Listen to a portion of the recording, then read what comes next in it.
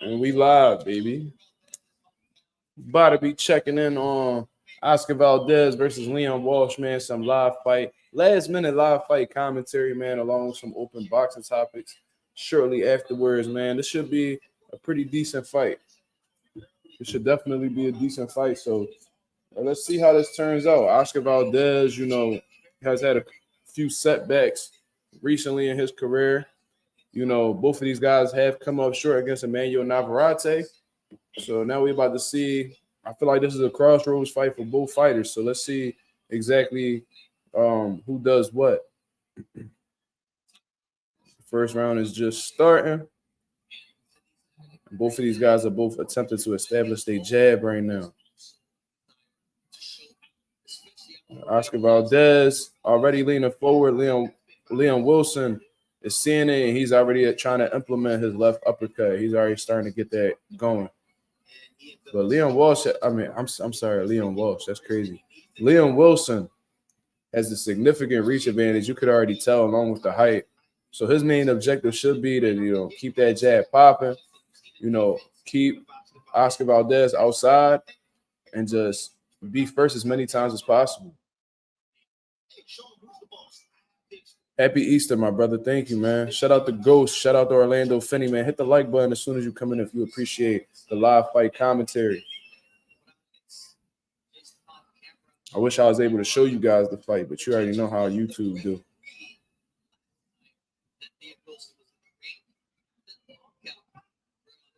Oscar Valdez's face is already nice and red. Oh, wow. Wilson just landed a nasty left hook on Oscar Valdez, man. Valdez is attempting to be the aggressor. He's trying to find that right hand to the body as of right now. A few exchanges going on. Some good work so far.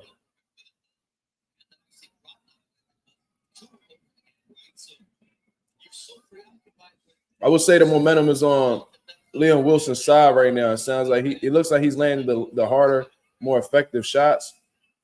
Valdez is trying to find his way inside, but Wilson keeps getting out of range. But Wilson's jab is on point. The right hand is nice and snappy. He getting some good range on that right hand. Valdez just landed a nasty left hook to the body and an overhand prior to that. Some good exchanges going on early in this fight, man.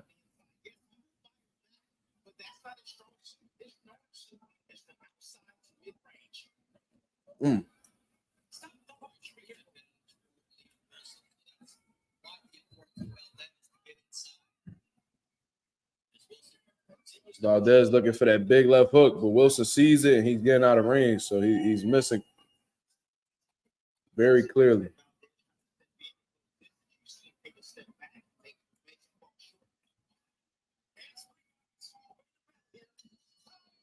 I'm going to get that round to Leon Wilson, man. Ooh.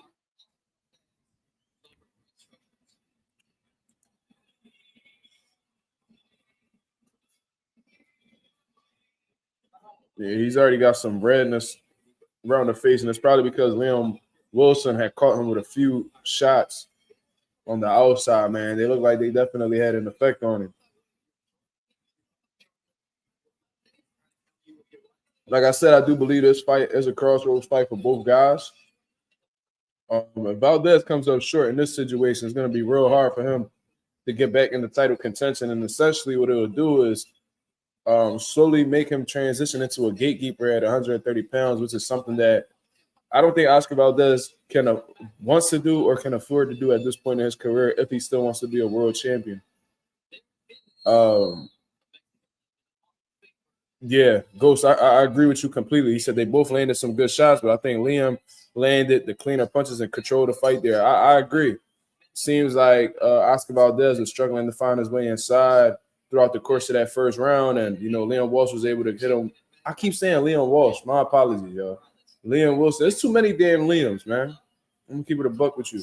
But Leon Wilson, he's starting off the round, and he's leading with some right hands right now, which Oscar Valdez is attempting to deflect, and he's coming around with the left hook as well. So Leon Wilson is definitely a big 130, I would say.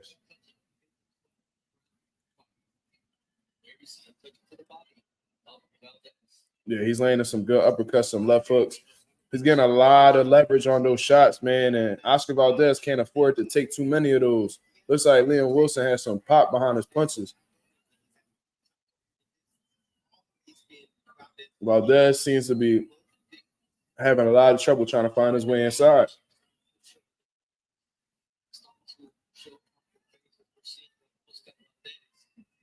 He's swinging and catching nothing but air, man. Just looking for the one big shot instead of just staying poised, staying relaxed, and coming behind his head movement and his jab. Jabs, feints, head movement. There's several ways to find a way inside, but he shows up with his high guard and allows Liam Wilson to, pick him off from the outside. The cheekbones of Oscar Valdez have a lot of redness.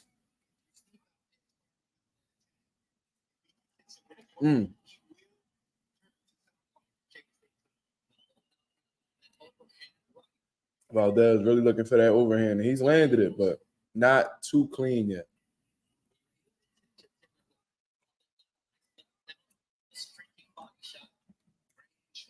Look like Liam Wilson got a bloody nose from that overhand that just landed. So just be on the lookout for that.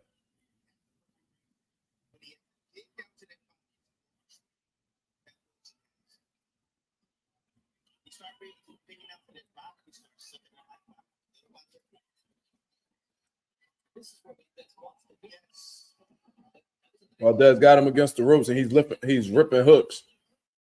That was the most successful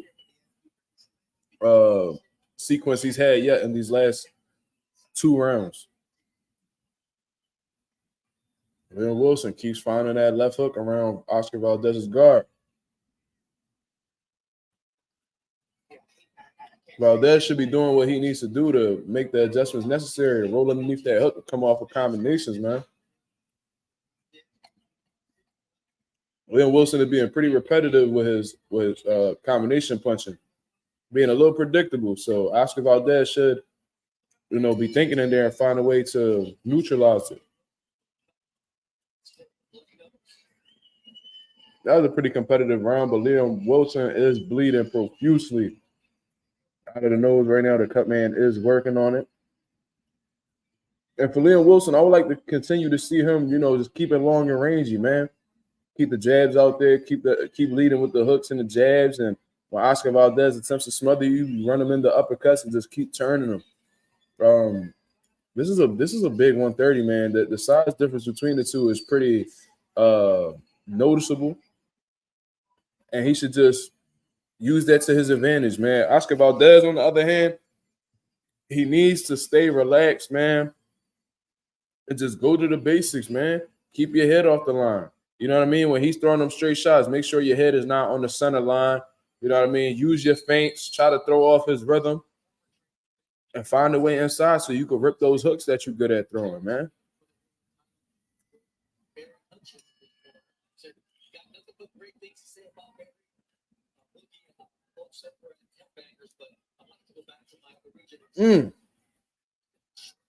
Oscar Valdez has a lot of steam behind that left hook, man.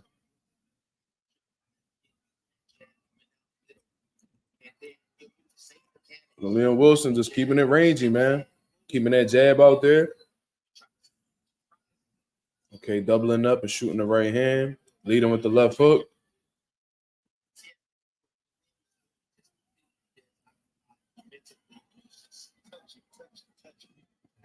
Oscar Valdez is picking it up, man. He's starting to use his jab and he's starting to punch with Liam Wilson. So that's pretty good to see. He's making the adjustments necessary in this 3rd round.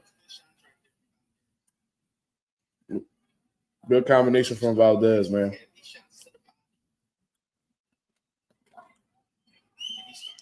I hope Team Canelo over there, Eddie Reynoso and them, is really making them is really emphasizing the body work, man. When you got somebody with a big frame like Liam Wilson, your whole intention is should be breaking the body down.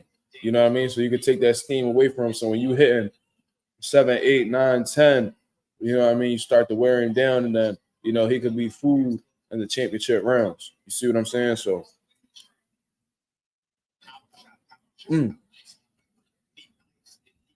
Oscar Valdez is putting everything behind that left hook, man.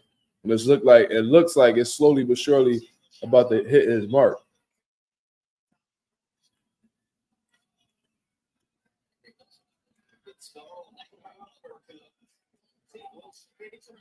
Nasty uppercut from Leon Wilson.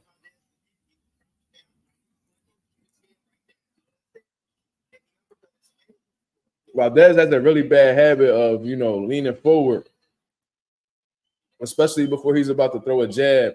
He puts his body right on top of his lead foot, and he snaps his jab.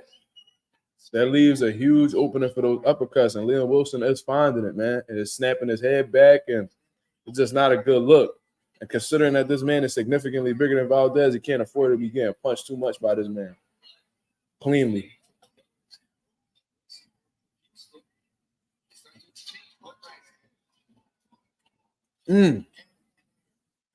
Huge right hook from Leon Wilson.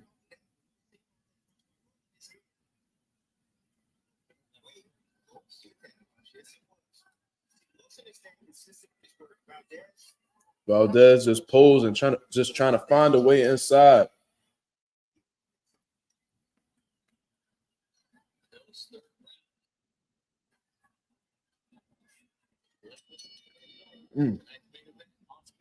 What's going on, Shay? Ghost, he said Wilson needs to stop headhunting a little and go to the body. I think that he's hesitant in going to the body because that'll present some opportunities for Oscar Valdez to counter. I mean, when you're going down to his level and with Oscar Valdez being an inside fighter, a mid-range to inside fighter, he probably doesn't want to take that chance at this time.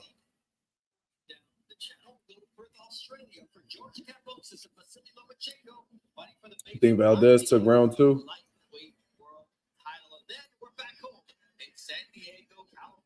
Okay.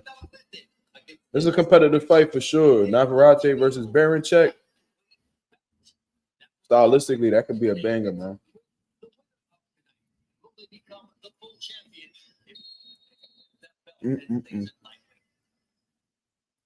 Okay, we're going into round 4 now.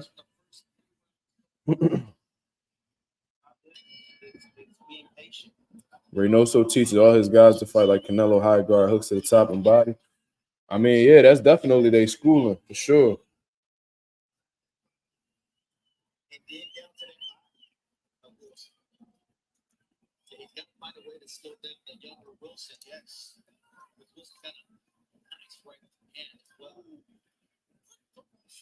Wilson just got one hand free. He's just coming up with shots, just trying to lose the face. It's not about that. I was just playing. That's what he told me. He would be good. And you see, look at that right eye. Starting to swell up. Some good exchanges between the two right now.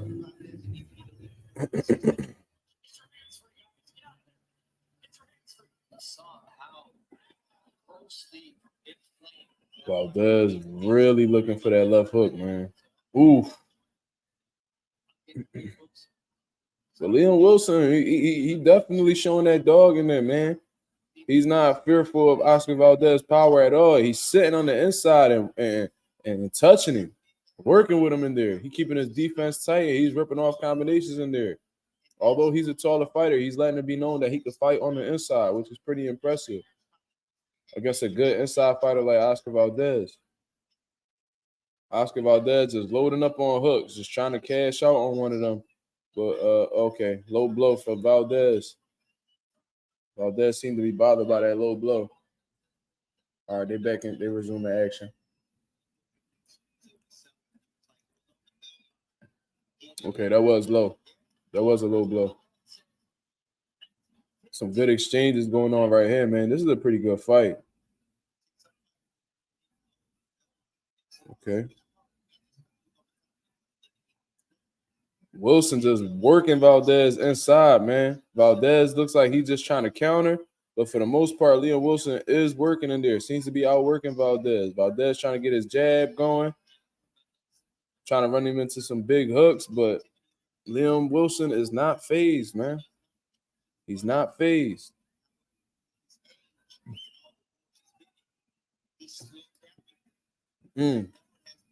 Wilson going to that body right now. He's touching Valdez's body. He's touching his body. Valdez is going backwards. You can see that he's uncomfortable and going backwards right now. This is pretty dope. Valdez he's continuing to complain about low blows. That was a nasty left hook to the body from Valdez. This is some good exchanges right here, though, man. Liam Wilson was impressing me with the inside work right now. His output. He's dogging Valdez, man. He got Valdez against the ropes. He working him. That was definitely Liam Wilson's round, in my opinion. And Valdez looks confused. He looks confused. And I just want to say this, man. Oscar Valdez is definitely not who he used to be. You know what I mean? Like the Oscar Valdez that fought like Burchell, Adam Lopez. You know what I'm saying? Like that dude right there. That's not him no more, man. I think that fight against Emmanuel Navarrete, I think that did something to him. I think shit started to go downhill in his career after the Shakur Stevenson loss. You know what I mean? But I think the Emmanuel Navarrete fight took something from him. That's just what I personally believe. And he doesn't seem to have that same relentless type mentality. It seems like he's respective. It looks like he's more respectful than what he used to be. It seemed like earlier in his career, he didn't have problems with taking more chances or taking chances and being okay with certain situations. It seems like Oscar Valdez is a lot more cautious now. I don't know exactly what that is, but Liam Wilson is coming forward at the beginning of this 5th round, and he's doing what he's been doing. You know, he's playing a very well-rounded fight right now. You know what I mean? When he's on the outside, he's throwing them straight shots really well. He's placing some good uppercuts when Oscar Valdez leans forward, and then when they go on the inside, he's outworking Oscar Valdez. So I agree with Ghost. I got a 3-1 Wilson right now going into the 5th round.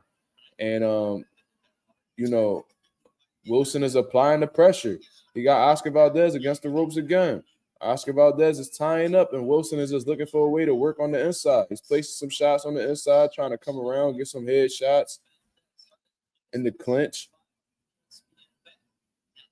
But it just seems like Oscar Valdez is pretty confused, man. He got some good – he just shot some good jabs, and, you know, he's looking for that cash out left hook. But, you know, Liam Wilson doesn't look phased at all, man.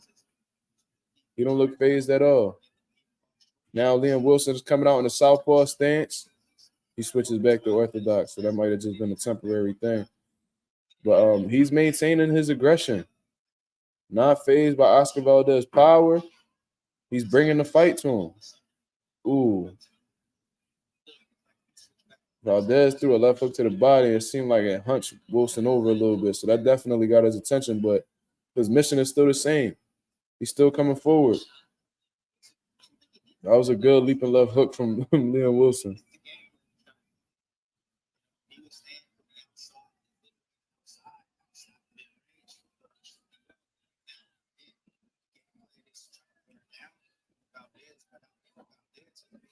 I really feel like the momentum is on Liam Wilson's side right now, though, man. I must say.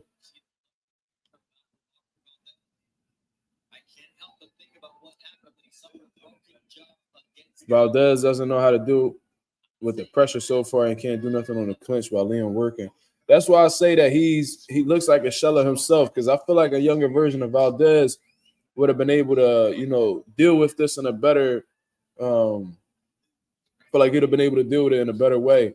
And Liam Wilson is landing some good right hands and overall good combination punches, and it looks like Valdez doesn't have an answer. It really looks like he doesn't have an answer. I gave that round to Liam Wilson as well. So I got it 4-1 Wilson right now. You know, it seems like he's starting to come away with the rounds, which is a pretty bad sign for Oscar Valdez and his team right now. I would be extremely frustrated being an Oscar Valdez corner right now.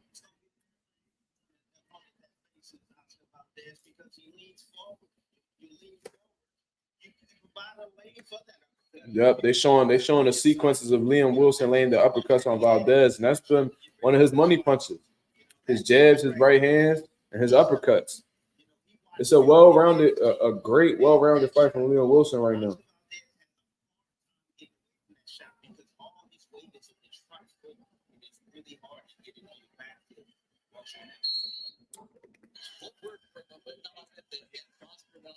Okay, I got it 4-1, but Anonymous got a 3-2. That's cool. We both got Wilson in the lead. I just feel like in that last round, Valdez didn't seem to have any answers. Okay, Oscar Valdez against the ropes, and Liam Wilson is landing some good shots right now. Wilson just walking to him with the high guard. Gives some good upper body movement going, making Valdez miss. Valdez is trying, man. He's definitely trying. He's trying to find something, but it's just not clicking right now. It's definitely not clicking. I'm just trying to see. I'm trying to be as objective as possible and try to see exactly what Valdez is doing well, but it just seems like Liam Walsh is being the aggressor. You know, he's outlanding him. He's out throwing him. Valdez has some moments here and there where he'll land like a good hook or, you know, he'll land a good body shot. And Valdez is having some good moments right now. He just landed a few good uppercuts on the inside. Okay, Valdez is coming on. Valdez is coming on. Good hooks. But Wilson doesn't look phased, man. Valdez is hitting him with everything he can. And Wilson is not phased at all. Ooh, good left hook to the body from Valdez, man. That was nasty, bro. Valdez got some nasty body shots, man. I remember Shakur Stevenson said that he had gotten hurt from a body shot against Valdez. So he places them really well. There's a good exchange between the two right now. They both having their moments. But Liam Wilson got him against the ropes, and he's working his straight shots, and Valdez is trying to find a way to maneuver out of them. He's trying to find a way out of that situation. Valdez being very repetitive, man. You could tell that he's just looking for one big shot. And the blood is continuing to spill from Liam Wilson's nose. But it seems like he's doing all right. There must be like a fight in the crowd or something right now because all the crowd is looking in the opposite direction. I wonder what's going on. There's something definitely going on in the crowd.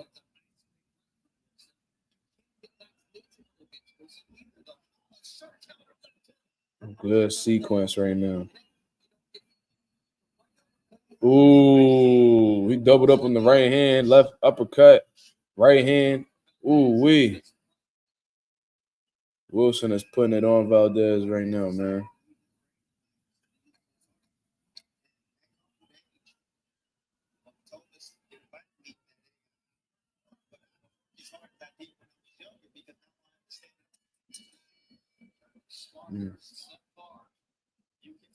That was a pretty competitive round.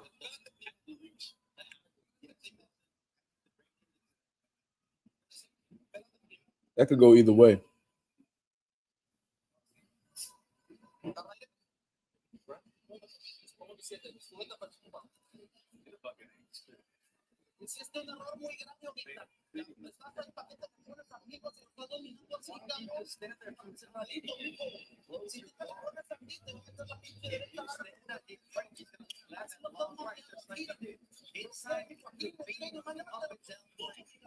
For 2 Wilson, I'm not mad at that.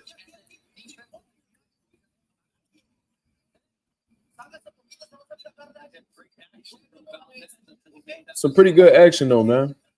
Definitely some good action.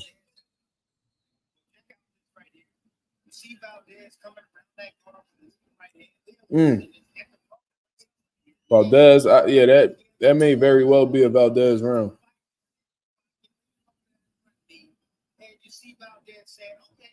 think Valdez landed the cleaner shots in that round. I think he had the better moments, but Leon Wilson, he just bringing the pressure, man. Bringing the pressure. Ooh, Valdez is landing some nasty shots on Wilson. Wilson got a fucking chin on him, bro. That's a tough-ass white boy right there, man. Sure. Oof. Yeah, Valdez he letting the clip go right now, man. He definitely letting the clip go, bro. He hitting him with some shit. We're currently in the 7th round. Slowly but surely heading into them championship rounds. It wasn't me.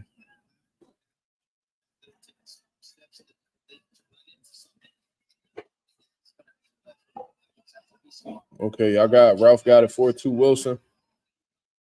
Wilson coming out in the southpaw stance, and he's trying to get them straight shots going. Okay. He posing.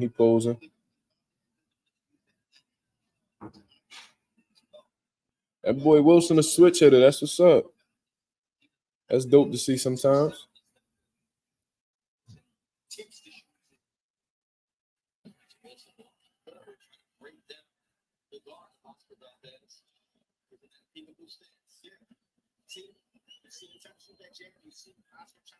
Pretty good exchanges, man. Valdez just landed a series of some lead right hands. Okay. Yeah, this is Valdez is landing the harder, cleaner shots right now, for sure.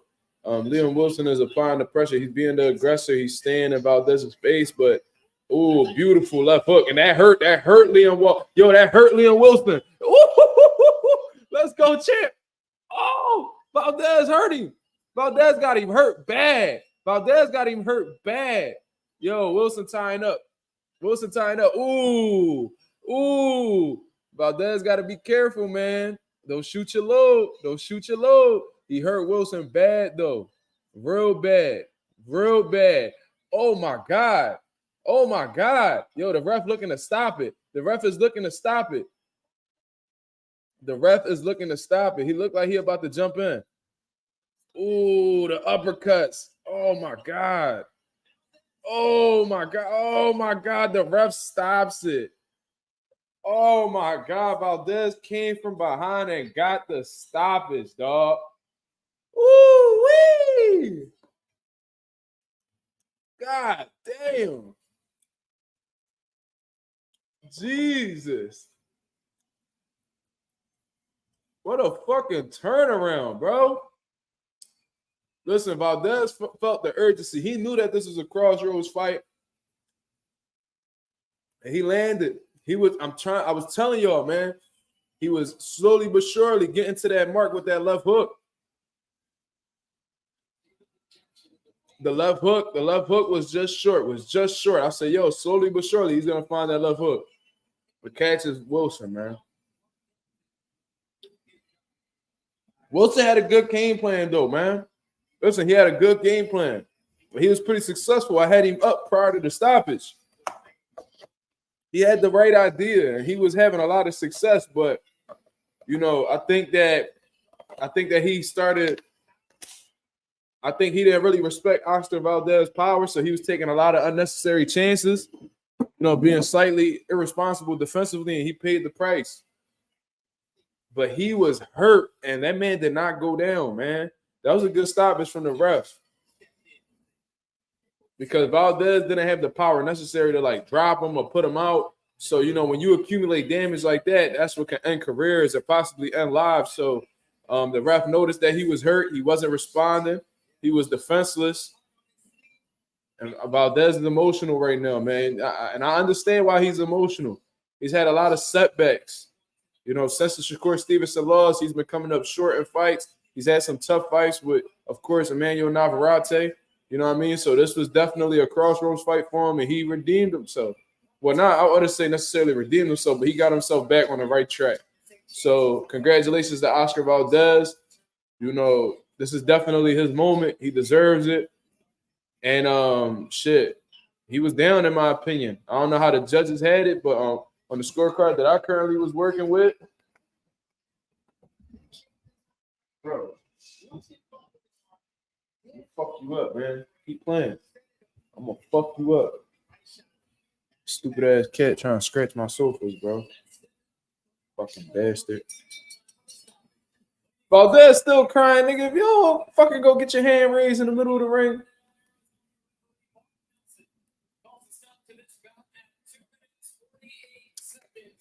Valdez still crying. Relax, nigga.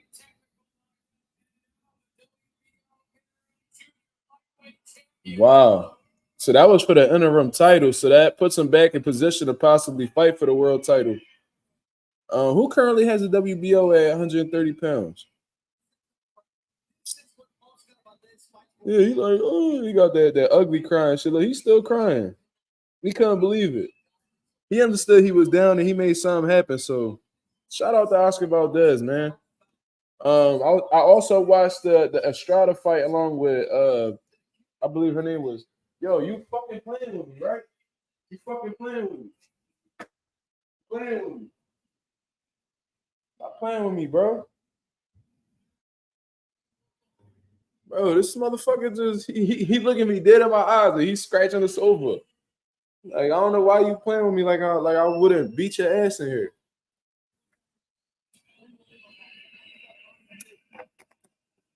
Punk ass cat, man. Navarrete still got the WBO belt. Okay, so with Oscar Valdez moving up to 35. Oscar Valdez, with Navarrete moving up to 35, it might leave a possibility for Valdez to fight for the WBO vacant title, being that he's the interim champion right now. So another opportunity to be a world champion. Another opportunity to be a world champion. Let's check out these WBO rankings at 130 pounds. Let's check this out.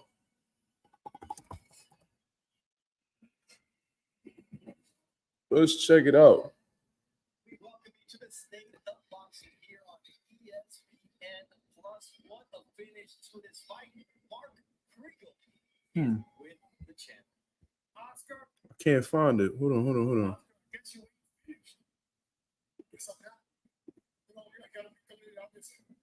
I know I said a couple of times that it didn't cross my mind.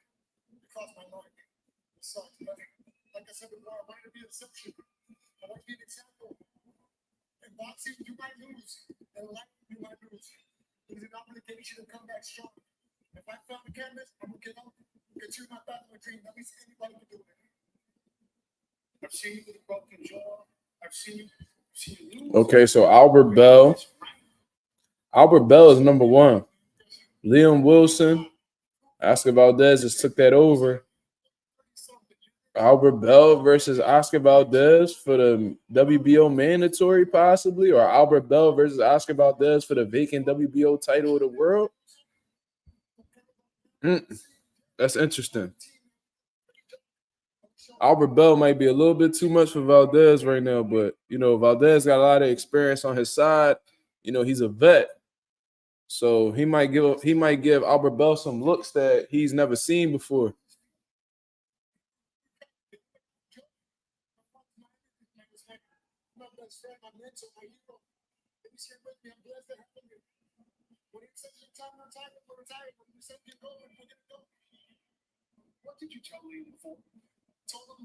Valdez already talking about retirement.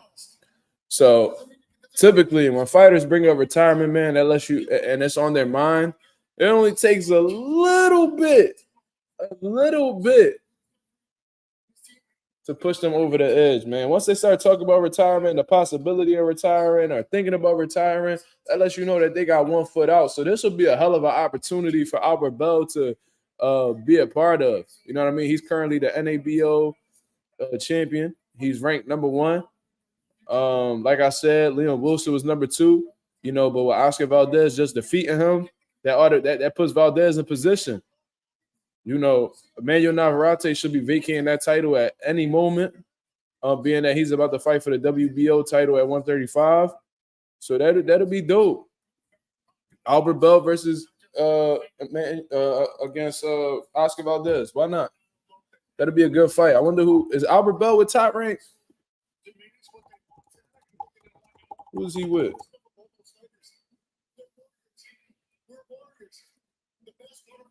Well, he recently split from Top Rank.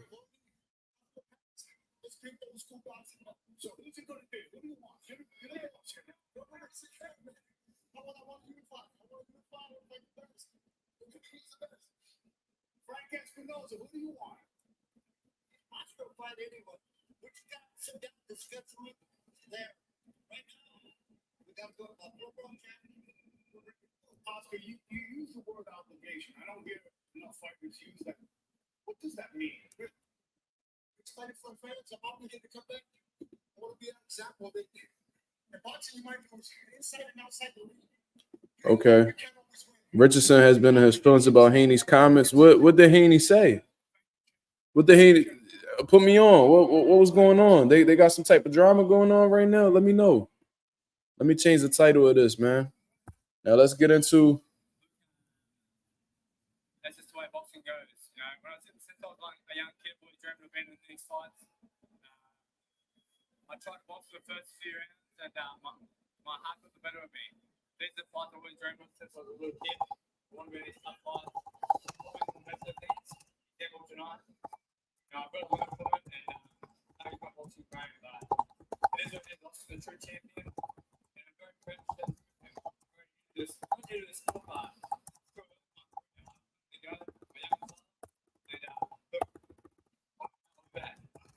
I was proud to watch it, but I had you winning the first 2 rounds, and then you said. Anonymous. I mean, I spoke about that in the last video that I made, man. Like, I don't understand why Richardson Hitchens is taking this approach, bro. You speaking as if you're some type of champion and, you know, you're the A side, bro. You're a contender, bro.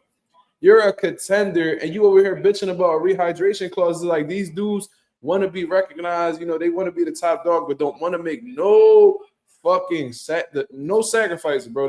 They don't want to get involved with rolling the dice at all. They just want everything to be guaranteed. They want to be in the best position possible. What people got to understand is when you're on the come up, there's going to be a lot of situations where you may be at a disadvantage. You got to find a way to rise above, man. You see what I mean? And if that rehydration thing is such a problem with you, maybe you're in the wrong weight class. If you're a contender and the rehydration clause of the IBF is such a problem where you feel like you could be coming up short, or it's a situation where you feel like it could be hurtful to you, maybe it's because you don't belong at 140 pounds, man. You see what I mean? I don't hear nobody else complaining about that IBF clause except you. So, I mean, he deserved to get shitted on for that, bro. That's goofy behavior. Imagine when Hitchens gets a world title, how he's gonna act. He's acting like that right now as a contender. How the fuck he gonna act when he becomes champion? Making all types of excuses why he not gonna do this, and man, bro, man, I'm not feeling that at all. Richardson Hitchens could fight. You know, he's one of the top guys at 140 that doesn't have a title. But come on, man, cut the goofy shit out. You with Eddie Hearn, Subriel with Eddie Hearn. They offered you that fight. You better take it. You better take it. You know what I'm saying? But let's get into the real topics now that we got these fights out of the way, man. Congratulations to Oscar Valdez.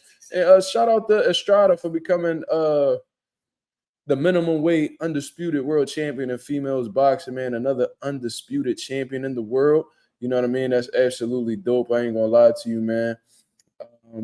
You know, I wasn't really impressed with Estrada. I'm not gonna lie to you. You know, I haven't really seen her fight too much, but you know, she did what she needed to do to win. You know, she landed some nasty hooks on the woman and stuff like that. Outworked her and things of that nature. But according to the punch stats that I saw, they were pretty close in terms of like punches thrown and punches landed. You know, a nasty headbutt opened up. I believe her name is Valle. You know what I'm saying? And the cut man did a horrible job.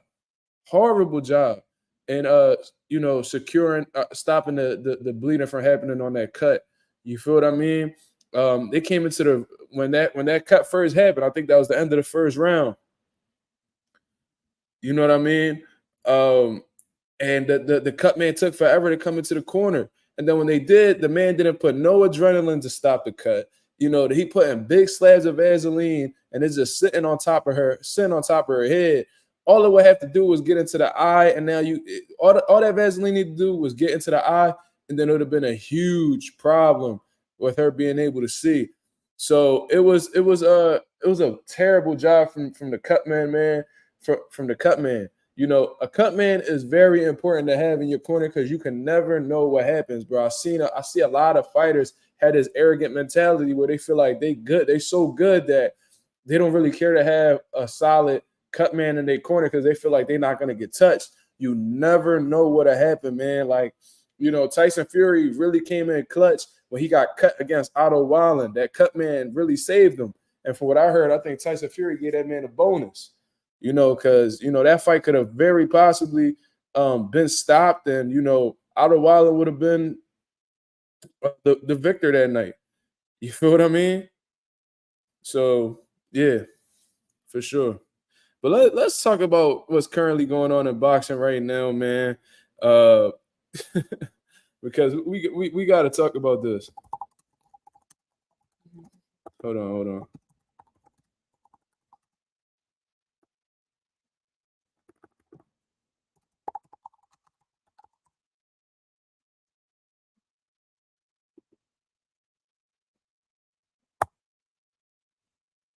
Let's change the title of this shit now that, you know, these fights are over with. And let's talk about Shakur Stevenson, Teofimo Lopez fighting certified turkeys in their next bout, man, along with the possibility of Devin Haney and Subriel Matias later down the line, man. Shout out to everybody that's in the building. Like I said, my name is Marcus Rosa, a.k.a. Mazuma TV, back at y'all with some more boxing talk, man. Shout out to the nation and the mob. We definitely in the building, man, on the road to 2 motherfucking K. You know what I'm saying? We about like 14 subscribers away from that 1,800 mark. So shout out to the nation and the mob for making this possible. We definitely getting bigger and better every single day. You know what I mean? Anonymous says, to be fair, Strada was coming off of an 8-month layoff. I mean, everybody, I feel like that's pretty typical nowadays, man, for fighters to be fighting every 6 to 8 months, or, you know, there's guys that's fighting once a year now. So it's like, are we going to keep saying that these layoffs are a factor, or is this the new norm? You feel what I mean? But regardless, I mean, she won anyway. She did what she needed to do. I thought she won. You know, I thought that it was competitive in certain spots, but Estrada just seemed like she was the more skilled person. She was the more skilled woman that night. You know what I mean? So, a rematch would be pretty dope to see. I don't know who else is within her landscape to possibly fight. That'd be a huge fight considering that she has all the belts now. But shout out to her. That was a good competitive fight. And they had a good backstory as well. You see what I mean? She was leaking crazy. And I think that cut was not that bad. Like, it was a long cut, but it wasn't deep. So a good cut man would have taken care of that right away, and that would have never played a factor into the fight. But considering the fact that she had a cut man that didn't really look like he knew what he was doing, you know, it played a factor in the fight for sure, in a negative way.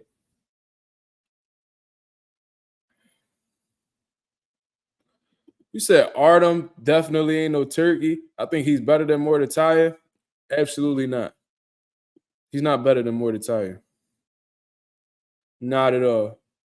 You know, and the reason why I'm calling him, Artem a turkey is because he's not worthy of a shot at the WBC lightweight title of the world. Like, are you serious, bro? Let's take a look at what this man has done, and you tell me what's going on. I'm gonna pull up this man's box rec right now, and let's just talk about it. Artem Harutyunyan. This man is 12-1, 13 fights from Hamburg, Germany. You know what I mean? He's ranked number 40 in the world on BoxRec, number 1 in Germany, right? So let's take a look at, you know, his opposition. Doesn't have many fights, so it's not like we got much to really speak about.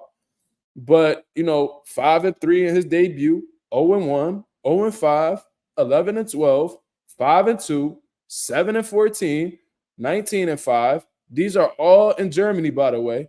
10-1, 19-4, 13-3. He fights a 16-0. Solid. Samuel Molina out in Hamburg, Germany. That's where, you know, he gets a WBC international lightweight title. You know, he defends it against a 14-1. Then he fights Frank Martin, and he comes up short. It was a close fight, but, you know, the two judges had it 7-5, and one judge had it. It was going to be a draw, but with him taking a knee in the 12th round, you know, they swung it in Frank Martin's way, so it was a unanimous decision loss. So this man has not come back since that defeat to Frank Martin, and all of a sudden he's getting a WBC title shot against Shakur Stevenson. Make it make sense. That's why I'm calling him a turkey. You see what I mean? Karma say ain't nothing wrong with a turkey sandwich here and every now and again. Shit, I had a turkey hoagie today. Shit, yeah, you fucking right. Ain't nothing wrong with that. But in terms of boxing, I have a problem with it, Karma. I'm sorry. I understand what you're saying. A turkey sandwich is a delicious meal. You know, that ain't no doubt. You know, don't nobody love food as much as me. Well, a lot of people don't love food like I do. So I understand where you're coming from, and I agree with that sentiment. However, in terms of boxing and you being the WBC lightweight champion of the world, and especially as much as you running your mouth acting like, you know, you want to fight the best and shit like that, man. Artem Harutyunyan. This is who you're going to come back and attempt to redeem yourself against. This is who you're going to take and have a good and attempt to dominate this man in hopes to have the fans stop talking bad about you. Yo, take this. Take this into consideration, right? Shakur Stevenson had a terrible performance against Edwin De Los Santos. No doubt about it, right? Anybody who says Shakur Stevenson had a good performance, they lying. He won, but it was disappointing. Hands down, no debating, right? So now there's this stigma around Shakur Stevenson now that and what's being said is he doesn't like going up against punchers. He's very respectful, very cautious of dudes who got power punches. He doesn't like to get hit, etc. We done heard it all, right? People saw it in the Nakatila fight, who Raymond Mordecai disposed of him quickly. You know what I mean? And they saying it with, and they seen it with the Edwin De Los Santos fight. So you would think that in order for Shakur to redeem himself, that he will go up against somebody who may present the same type of style, maybe like a Cepeda. You know what I mean? I don't know exactly what happened with that situation. Shakur was making it seem like Golden Boy stopped answering their phone, but what I do know is Edwin De Los Santos is available. Edwin De Los Santos is available, and he took the fight with you one time. So I don't see why he want to take a rematch with you. He said he was with the rematch the last time I had heard from Edwin De Los Santos. You feel me? So Artem Harutyunyan, Edwin De Los Santos rematch. Which would we rather see? I'm assuming Shakur Stevenson doesn't have the hand injury no more. I'm assuming he doesn't have the shoulder injury no more. I'm sure that he will rehydrate properly going into this fight, because those were the three excuses he made for why he didn't look good against Edwin De Los Santos. So why don't you right your wrongs? Right your wrongs. You know what I'm saying? You made some mistakes. You fucked up. You know what I mean? Okay, it happens to the best of us.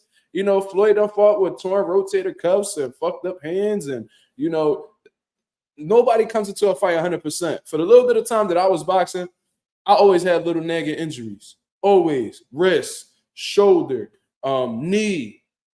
You know, I had what's that shit called? That shit at the bottom of your foot, man. It's called damn. Regardless, man, you get what I'm saying. I've had those types of injuries for the small amount of time that I was boxing. What I'm trying to say is nobody is 100% going into the ring for the most part, especially if you training hard. You know, wear and tear does happen. You feel what I mean? So, you know, why don't you right your wrongs and get that rematch done with Edwin De Los Santos? Why not?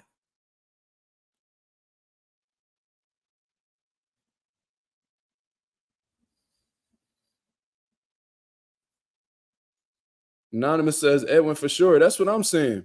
Okay, so Shay says, nah, Shakur beat Edwin with a bad hand. He don't even deserve a chance at world title. He need to earn it. Plantar fasciitis. Thank you, Teach. That's what I had. Yup. Shit was bad, bro. Couldn't even jump rope, nothing. Okay, so I see Karma saying the same thing that Shay is saying. So y'all would. So I'm gonna present this question right now. Being that a lot of people are booked at this current time in the lightweight division, y'all would rather see Shakur fight Artem Harutan. I don't even know how to say this dude's name, Harutunyan, rather than a rematch with Edwin De Los Santos.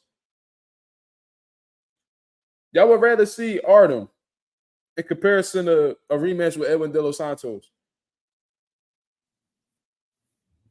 Because the whole thing is with Shakur Stevenson, a lot of people are shitting on Shakur Stevenson because of the way that he fought Edwin De Los Santos. So why not redeem himself against Edwin De Los Santos? Redeem yourself. The problem is they think that you scared of that man's power. So if you rematch that man and you completely dominate him, you wash him, you drop him, you stop him, whatever the situation is, the criticisms will go away. Boxing fans are extremely fickle, man. You could change their mind like this. But the actions need to be set in place in order to redeem yourself, man. I don't know if he's going to be able to redeem himself with Artem Harutunyan. I'm sorry. I don't know if he will be able to do so. If he washes Artem, they're going to be like, oh, he was supposed to do that. That's Frank Martin's leftovers.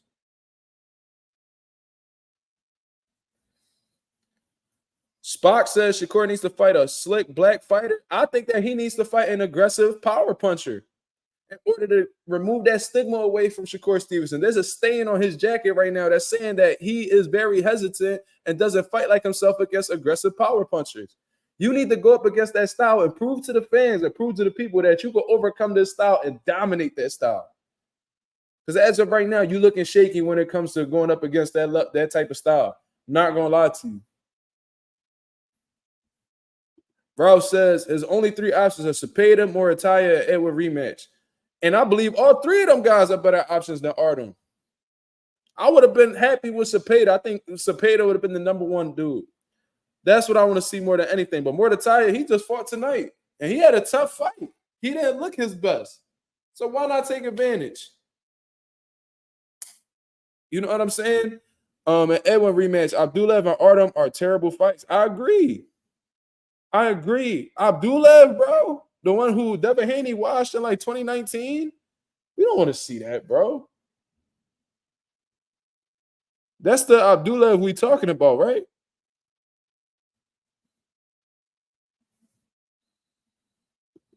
The Schofield fight's looking real attractive right now. I mean, it does, but do you think that Oscar De La Hoya, with the money that he's investing in Floyd Schofield right now, is going to cash him out against Shakur Stevenson right now? Absolutely not. You know, Floyd Schofield might be with the shit. Shakur might be with the shits, but is the man that's handling Floyd Schofield's career with the shits? I don't believe so. You know what I mean? They want to get a little before they cash out. They want to get his stock a little bit higher. You know what I'm saying? He want to get his stock a little bit higher before he cash out. Because as of right now, you know, like if we looking at stocks, right?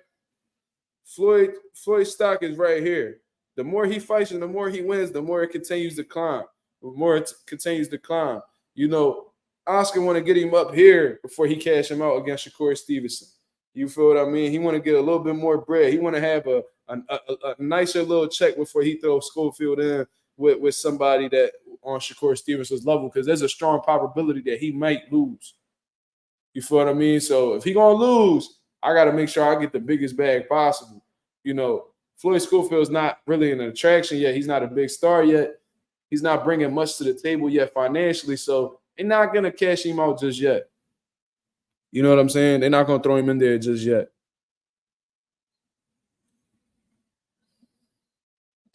Shakur needs a better manager to get him the better fights. I wonder what's the situation with Top Rank right now. Is this Shakur's last fight with Top Rank? Because his manager is Jay Prince.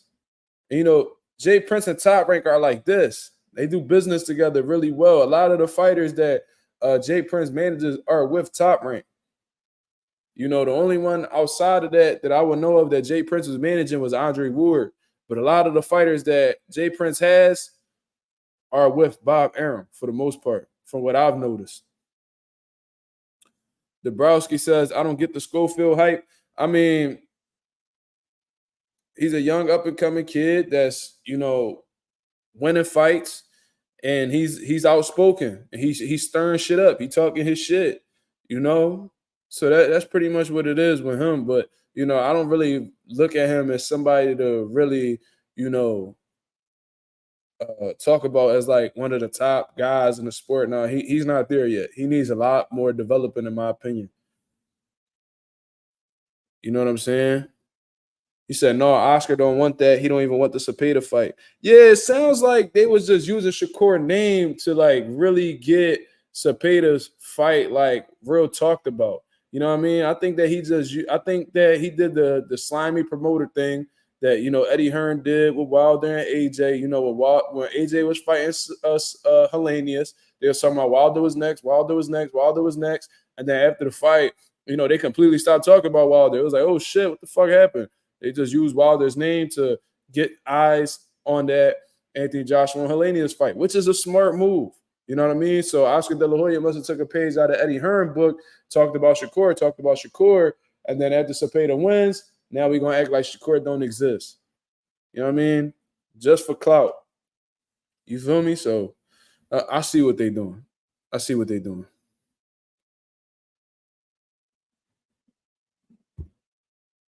Yeah, because Coach Panda says Cepeda legit wants Shakur next, but Oscar wants the Loma Kambosos winner. I mean, that's understandable. You know what I'm saying? Because that'll be for the IBF world title. Loma Kambosos is for the world title. You know what I mean? And it's very possible that Loma and Kambosos will come up short against Cepeda. You know, Loma is, you know, on the decline. You know, Kambosos isn't that high level of a fighter. I think that Cepeda will stop Kambosos. That's what I think. I think that he'll stop Kambosos, and I think that he'll bully Loma. At this point of Loma's career, I think that Loma will come up short against Cepeda as well. So I think they see a world title for Cepeda and less of a risk.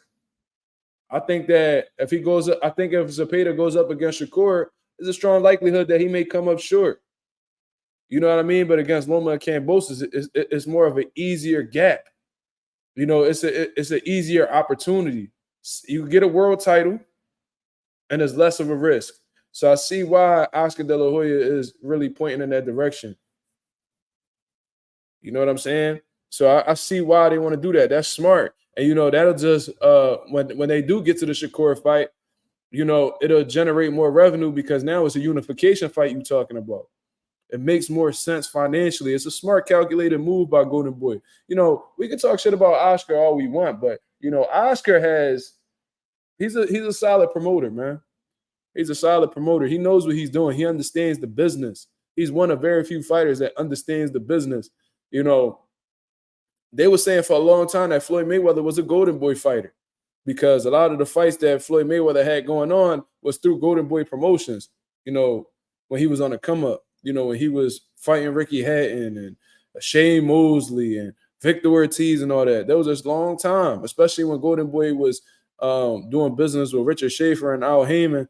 They were saying that Floyd Mayweather was a Golden Boy fighter because, you know, Golden Boy was the one that was cutting Floyd them checks.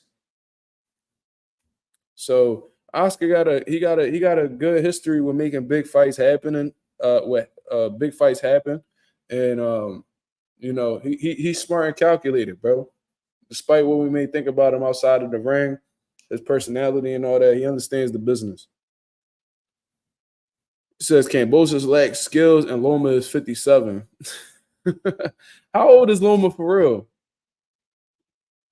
He might not be that old. He might be like 34 or something. Let me see.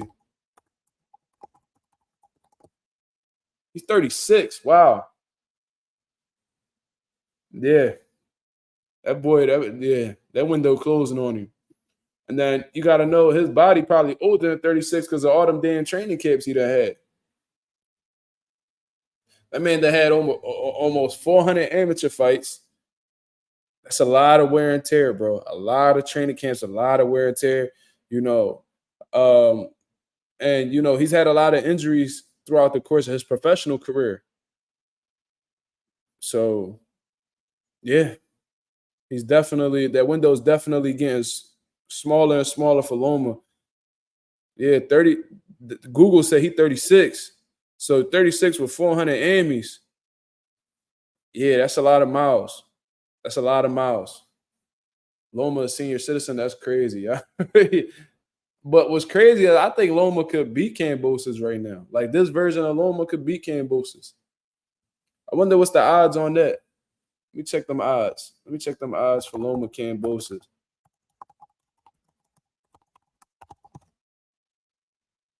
Wow. Vasil Lomachenko minus 650.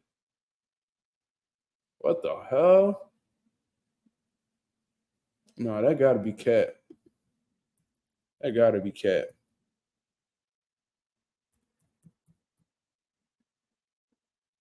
What? Damn. FanDuel. George Kambosos plus 520. Vasil Lomachenko minus. No, wait. The best odds for today for George Kambosos Jr. is 520 at FanDuel, and for Vasil Lomachenko minus 650 at DraftKings. Almost a 6.5 to 1 favorite on DraftKings for Vasil Lomachenko, and a 5 to 1 underdog for Kambosos on FanDuel. Wow. Sheesh.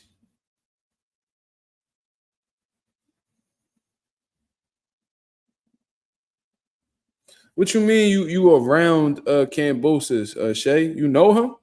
What you talking about?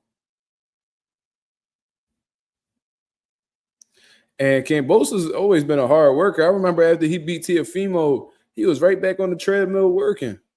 I was like, damn, okay. So he definitely lived a lifestyle. I know his work ethic real. He was a chief sparring partner for Manny Pacquiao. He been around the block. He not nobody to really sleep on. We got to be honest. Shakur probably should have stayed at 130. It's been all downhill since he got 35. Yeah, I mean, starting. That's actually a really good fucking point. From the very beginning when he missed weight at 130, moving up to 35. He trying to get that world title opportunity. The 25% offer situation happened. That fell apart. He fights for the WBC vacant title against De Los Santos. That's a horrible performance. The fans shitting on him. He's trying it's pretty much to the point where Shakur looking thirsty out here, man. Did y'all see when he got on that chat with Ryan Garcia on Twitter, and he was like, "Yo, bro, just tell me tell me you'll fight me. Yo, promise me you fight me next, man. Like, promise me you fight me next. After Devin Haney, can you please fight me next?" It's like, damn, bro, you the champion. You the more accomplished fighter. You begging Ryan Garcia for an opportunity, man. Why is you doing that? It's like you like Shakur Stevenson really lacks patience, man. He refuses to just wait on his opportunity. You feel me? And Shakur Stevenson, he disrespected Top Rank. He did that interview. I think it was with Cigar Talk. Where they was asking him like, yo, like, are you considering re-signing with Top Rank? He talking about, are you gonna re-sign with Top Rank? Are you just gonna go straight with Top Rank? Or are you gonna? He's like, fuck no. You're gonna say that to the people that are currently promoting you as if you done with them. They done invested so much money in you and help build you up. They feel disrespected by that. So you know what they're gonna do? Make you fight on a Thursday. Make you fight on a Thursday where they know people are not gonna come out because people got lives to live throughout the week. You know what I mean? People still got their kids. People in bed ready to sleep by 10:30. Meanwhile, your fight's on at 11 o'clock at night. They went out of their way to really fuck your stock up. And then what made it worse was your performance. They've already put you in a messed up situation with you fighting on a Thursday. But then on top of that, you lay an egg on a Thursday night.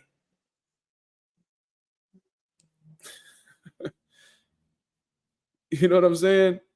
Shay says Shakur is still the most skilled in my opinion. That may very possibly be true. You know? But obviously, skill doesn't equate to being likable or being a star. Because if that was the case, Guillermo Rigondeaux will be a motherfucking icon in the sport of boxing. You know what I mean? Skill doesn't equate to being a star. And it seems like that's what Shakur Stevenson wants to do. He wants to be a star. He wants to be the man. But a lot of things just haven't been going in his favor, man. It's unfortunate, but it's true.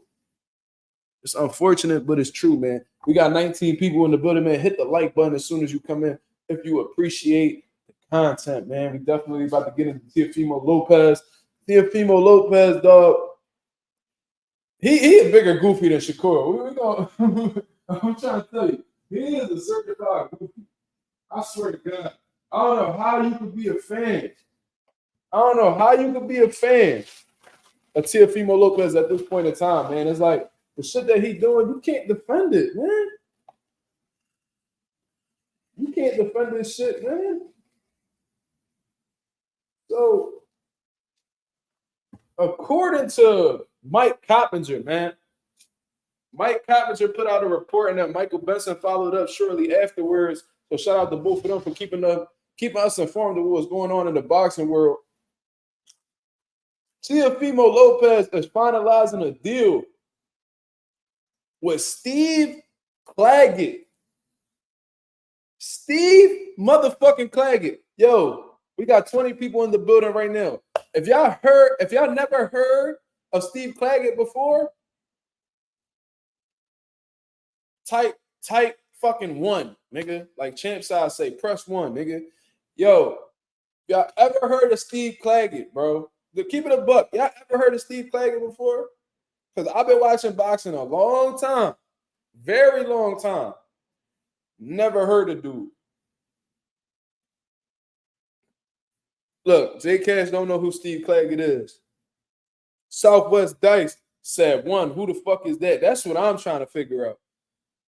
Junior Spot, never heard of him. Silks Bando, never heard of him. Ralph, never heard of him. Ghost, never heard of him. That nigga is, what was his record? 38-7 with 2 draws, bro. And then got stopped before.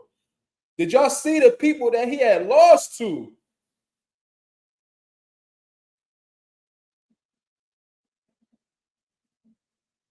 T.O. told you that he was going to fight in Honduras. Cat. You know what I'm saying? Cat. That boy fighting in Miami. That boy fighting in Miami.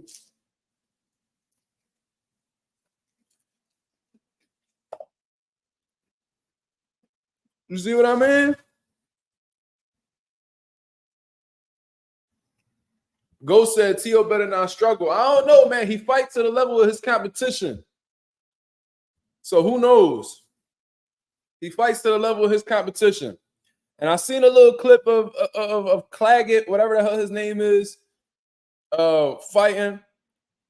Unimpressive, man. I had to look through. I'm like, bro, he got to be like a top-ranked guy on the WBO rankings, bro. Like, he got to be like it got to be that. Man, I'm scrolling down the shit. I'm scrolling down. He number 13. Number 13, bro. Robert Garcia was like, yo, they offered us the fight. We say yes, but he chose him. Raymond Mortataya just fought tonight, bro. He will be he's ready to fight June 29th. June 29th. So you mean to tell me on June 29th, you're going to fight Steve Clagett. Meanwhile, Ben Rodriguez is fighting Gallo Estrada that same day. And you mean to tell me that we're gonna tune? Why the fuck are we gonna tune in and watch your fight when we got a banger the same day? I don't give a fuck if they're at different times, neither. Why the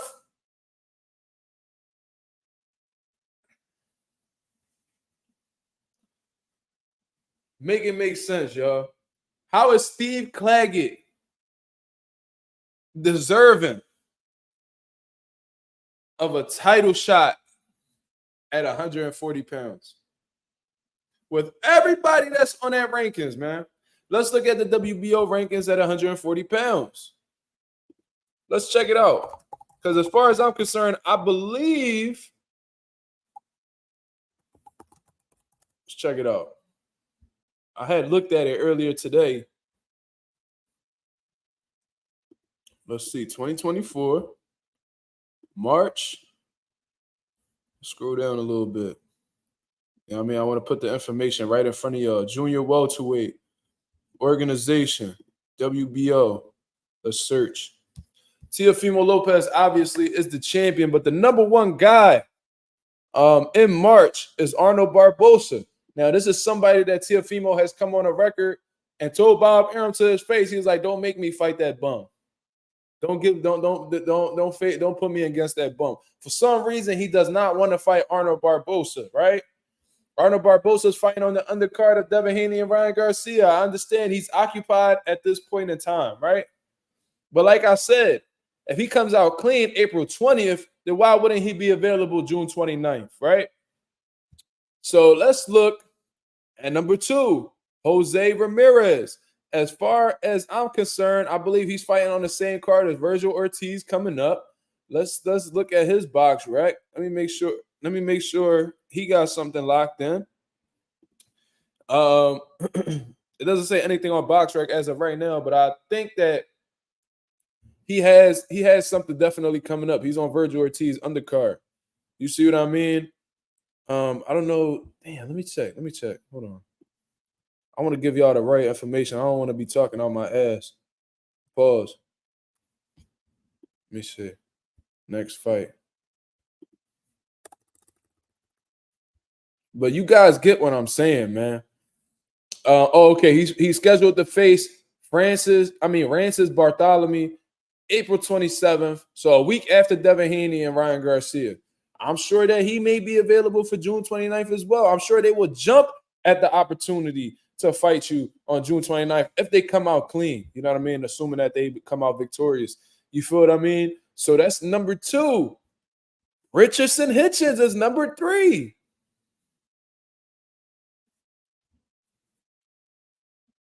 As far as I'm concerned, I don't think does Richardson Hitchens have? I think he has an opponent. He has an opponent. So these guys are, they are available. I mean, they got fights and shit like that. Sandor Martin's number 4. He don't want no smoke with Sandor Martin. Josh Taylor, he already beat. But Josh Taylor is involved with Jack Catterall. They're supposed to be fighting. So they both booked. Elvis Rodriguez. I feel like Elvis Rodriguez will wash Steve Clagett. That's what I believe. That's what I believe. Sean McComb, the WBO European champ. Don't know who that is. You know what I mean? I don't know nothing about him. Liam Paro, he's fighting Subriel. Nestor Bravo. Don't know who that is. Jermaine Ortiz, controversial win over him. You know what I mean? He's not going to want to fight Jermaine Ortiz. But what's funny more than everything, and shout out to Anonymous.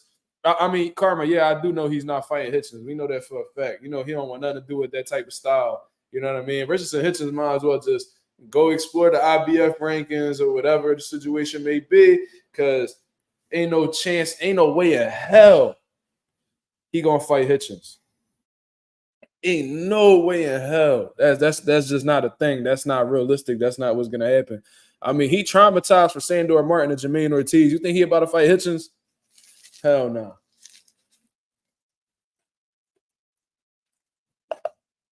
And it makes sense, man. Brooklyn versus Brooklyn. They could fight at the Barclays. They could fight somewhere in New York. But sounds too much like right? So, Steve Clagett, man, the WBO international champion out of Canada, is finalizing a deal with the WBO 140-pound champion of the world, Teofimo Lopez, man. Absolutely disgraceful. Another fight that the boxing fans could give a fuck less about. You know what I mean? I ain't gonna lie to you. I'm not that hard to satisfy, man. As a boxing fan, I'm not that hard to satisfy. He would have rumbled with Elvis Rodriguez. Cool. I would have took it. I swear to God, I would have took it, bro. I don't know if Elvis got something coming up. I don't believe he does. Elvis Rodriguez versus Teofimo won't be that bad. Raymond Mortataya won't be bad. Where is Mortataya on these rankings? I could have sworn he was on here.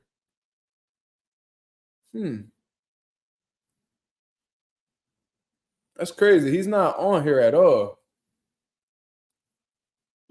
I don't know if they need to update this or what, but I could have sworn that he was on here though. Let me see. Let's check Box Live. Junior welterweight. Okay, so according to Box.live, Barbosa is still number 1. Jose Ramirez still number 2. Hitchens number 3. Sandor Martin number 4. Josh Taylor number 5. Jack Catterall. Wait, what's going on? He's not ranked at all? Or is this 135 that Mortataya is ranked at? Maybe I got this confused. Just maybe I got this confused. Oh, no, I got confused with Shakur Stevenson's rankings. Yeah, my fault, y'all. He's ranked the Shakur Stevenson's sanctioning body, WBC. Ray Davis says Steve Inspector Clagett. Wow. That's actually pretty dope. I like that. Ghost says, how the fuck some people defend the Teo fighting that man? That's what I'm trying to figure out. I need to bring my boy Low Nose Boxing on here, man. Let me see if I can bring him on here because, you know, he the ultimate Teofimo fan. He got to answer this. You know what I'm saying? Let me see. Where Low Nose Boxing? Come on. I got his number too. Shit.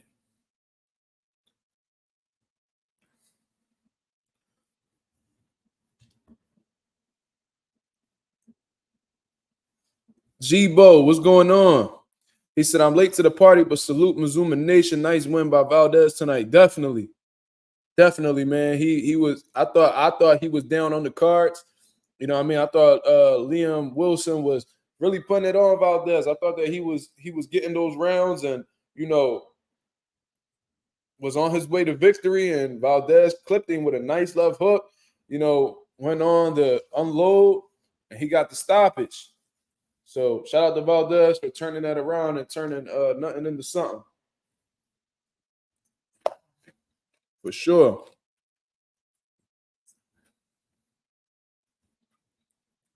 He's going to say it's a stay busy fight. That sound good. You know what I mean? That sound good. It's just disappointing, man. Like, this is what we got to settle for as boxing fans. And there's pretty much nothing we can really do about it because nowadays boxing fans get disrespected so much. There'd probably be a situation where it'd be like, oh, if you don't like it, don't watch it.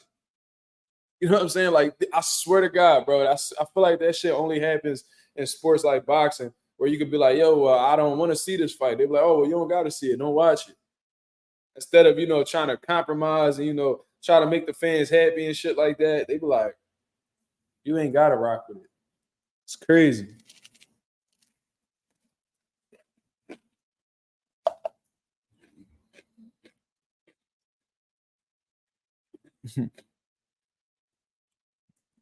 Let's look at this real quick. Ghost says, how you feel about T.O. Dare saying Matias fighting a nobody, that his son is trying to be great? How? By fighting a giant? Yo, listen. I don't know how anybody take Teofimo Lopez Sr. serious, bro. That boy is a dope fiend. Listen, T.O. Sr. either a dope fiend or he an alcoholic. Maybe both. But regardless, man, I've been living in the hood my whole life. I look up Philadelphia, the Fair Hill section of Philadelphia, man. That's where I grew up. One of the probably the most violent neighborhood in Philadelphia, right? North Philly, the east side of North Philly. I know a dope head when I see one. Facts. You know what I mean? T.O. Sr. definitely be off that ooh-wee. Anybody that say that T.O. Sr. don't be on that ooh-wee, you bugging.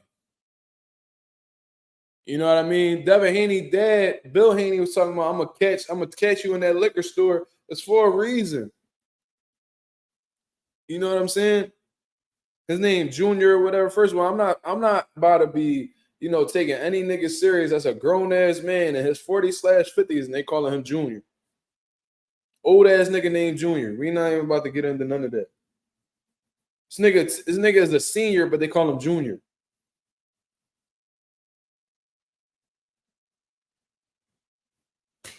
Can't make this shit up. Only nigga I know that's a senior, but they call him Junior. Yeah, he be on that ooh wee.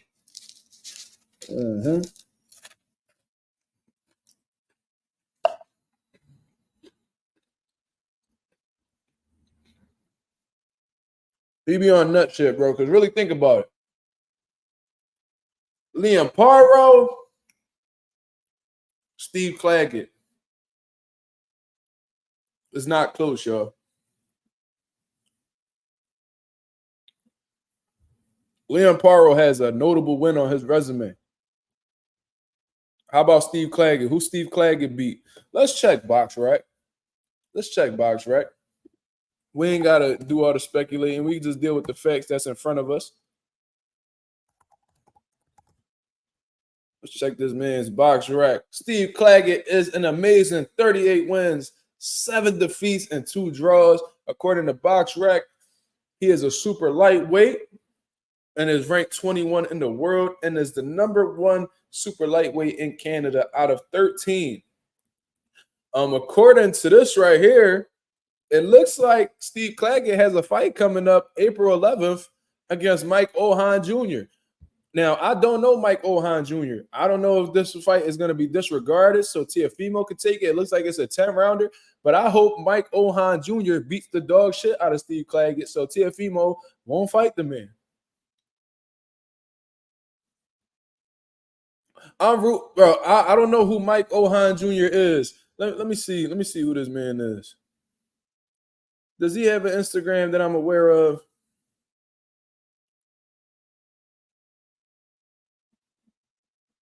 Okay.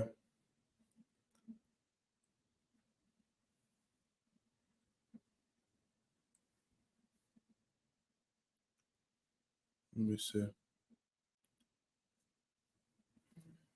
Let me see something. Well, I was trying to video chat Mike Ohan Jr. I was about to be like, yo, be Steve Clagett ass for me. Yo. Hold on. Let me try something real quick. I'm about to pull something out the bag, something crazy. Just for y'all, just for content purposes, man. Let's try this. I'm crazy as shit for this one. Fuck it. Let's try it out.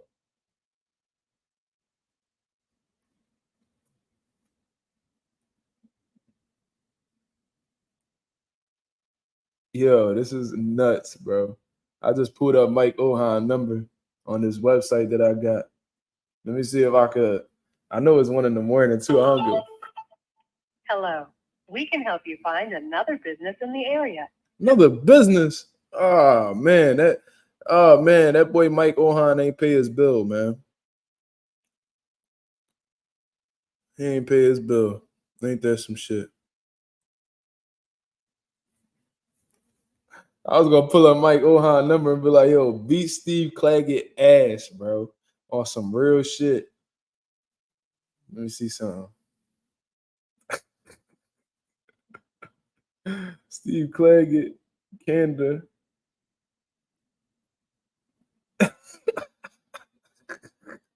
Bro, I really be having no picks, bro. Let's get it popping. No, that shit ain't working right now.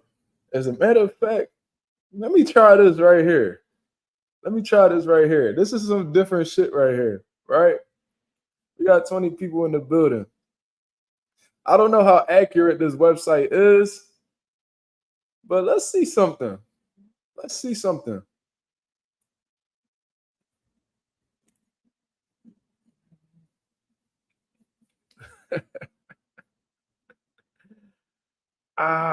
Fuck. He's slick. Let me see. Damn, don't nothing come up. Let me see something. I think I got a number. So this is I believe this is Teofimo Senior. I don't know if this number is accurate, but we about to give it a try, goddamn it. Yo, hit the like button, man. Hit the like button. I usually be chilling, but we about to try this.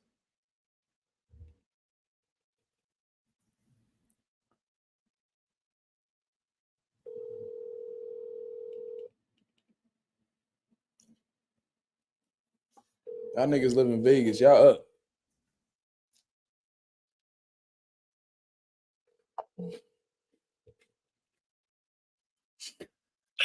Yes, hello. How you doing?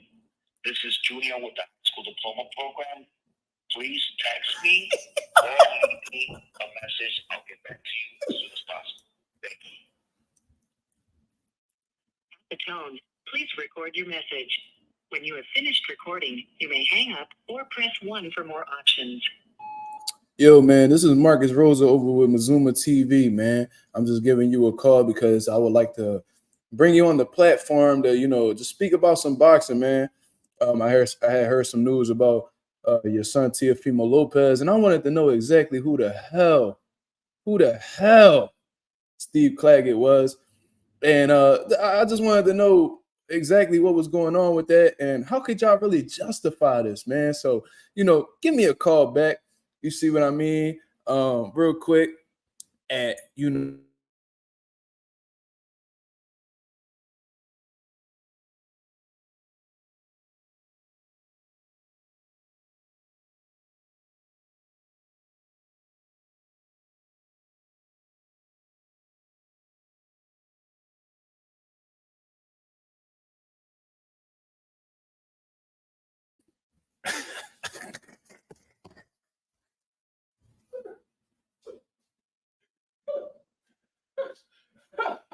Yeah. I had to mute myself. I had to mute it because of my number. You know what I'm saying? I got people that already be sending me weird texts and shit like that. You know what I'm saying? Justify this shit, man.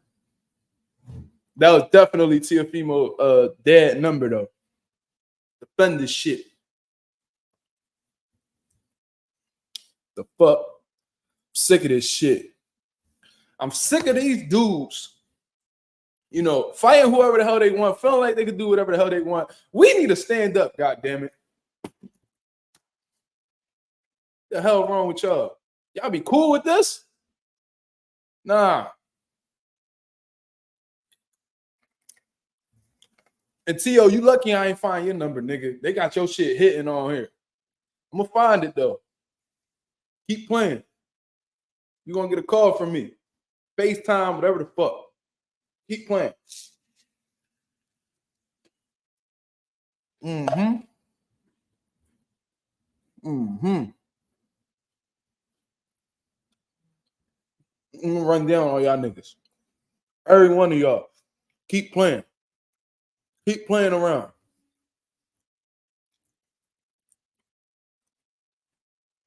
Robert Garcia said that they offered Raymond Mortataya Teofimo Lopez. Raymond Mortataya team said yes, and Teofimo is going in the direction of Steve Clagett. So you got to, y'all lucky I can't, hold on.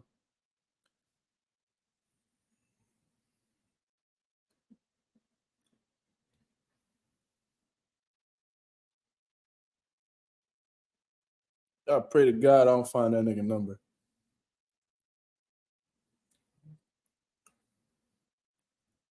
Yeah, and I'm calling niggas at 1 in the morning. Yeah, I'm calling niggas at 1:22 in the morning. So what, nigga? It's Friday, nigga.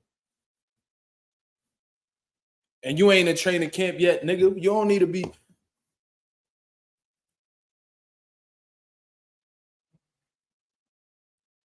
That was definitely Teofimo dead number, though. Stop playing with me, bro.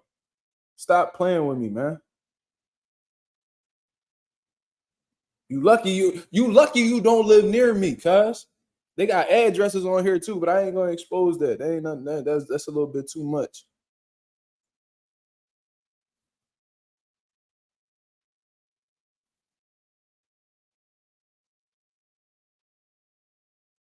Yo, I just found another number. This is Teofimo Lopez, baby mom.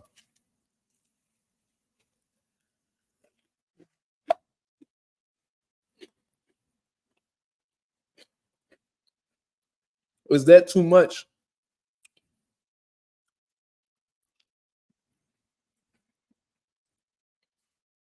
T said, "Don't do it." Why not? The fuck? We need answers, man. The fuck? Yeah, the flight attendant.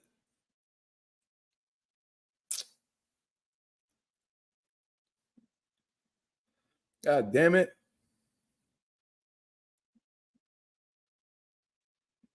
The hell wrong with y'all? Talking about don't do it. Don't do it. Nigga, I am gangster. Dude.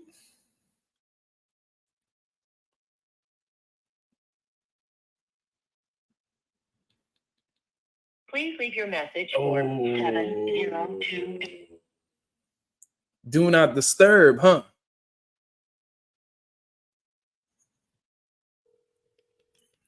Good one.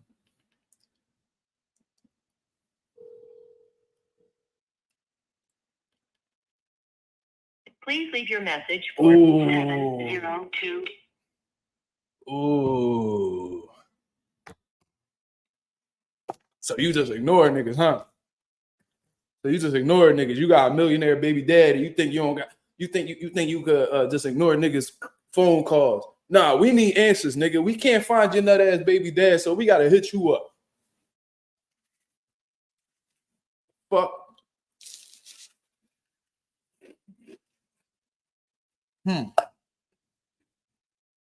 Mm-hmm. I need answers. One of y'all gonna respond. One of y'all gonna respond. Mm-hmm.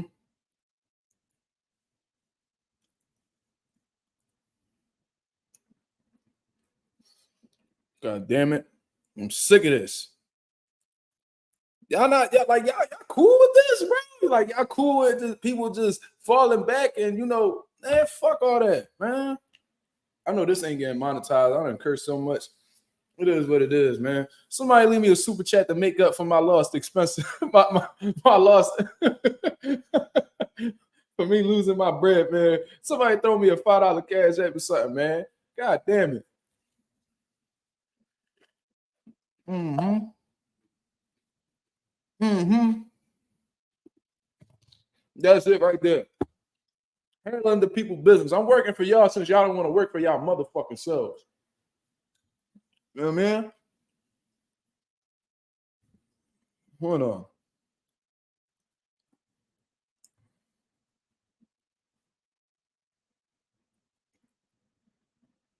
I got questions, damn it.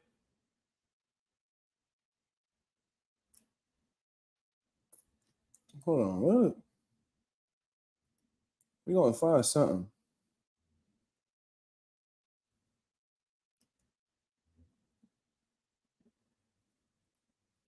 We're gonna figure this out.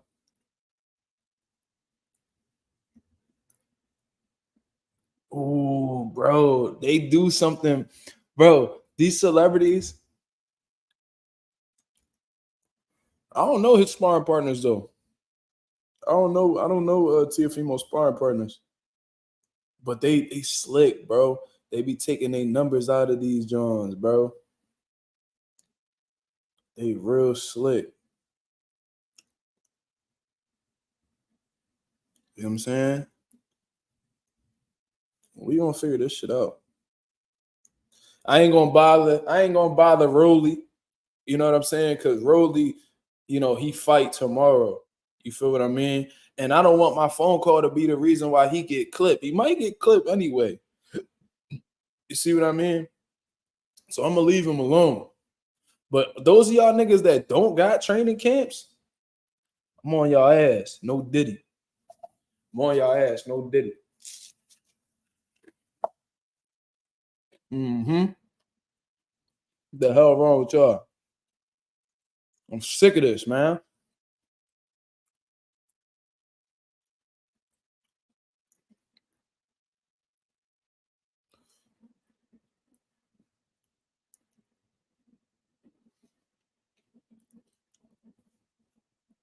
No, I hit up Teofimo Senior, man. I had to leave that nigga a nice voicemail. They know I'm coming.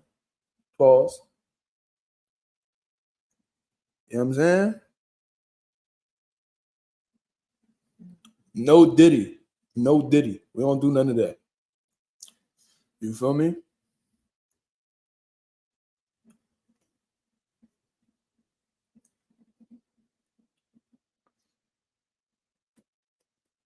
Hold on, y'all. Stick with me. Yeah, Teofimo baby mom ignoring me and shit. You know what I'm saying?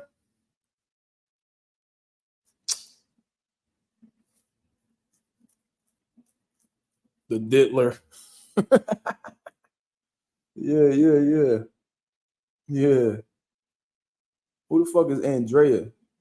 We gonna figure this shit out, man. I'm telling you, I know he got like a bunch of sisters.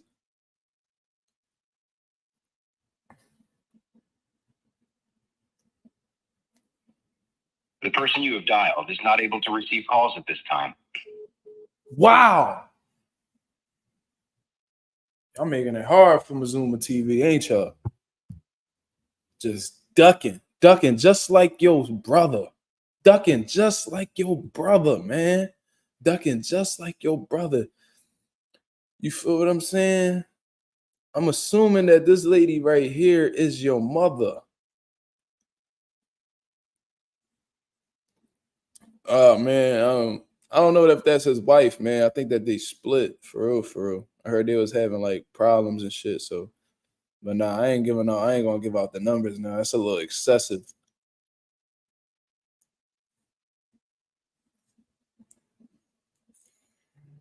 Let me see something. Nah, yo, Tio, I know you ain't got your mom out here with a droid, bro. I know you ain't got your mom out here with a droid. Come on, man. Yeah, everyone getting a call tonight. I might just call Bill. You know, it's crazy though. The one number that I got, I would never call. I got Bomac number. I ain't calling him though. I don't play like that.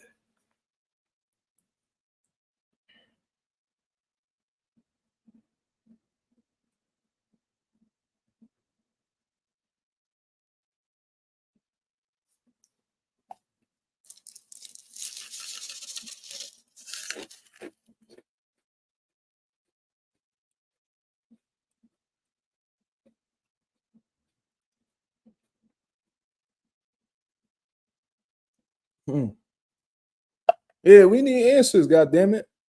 What the hell's wrong with that? Let me see some.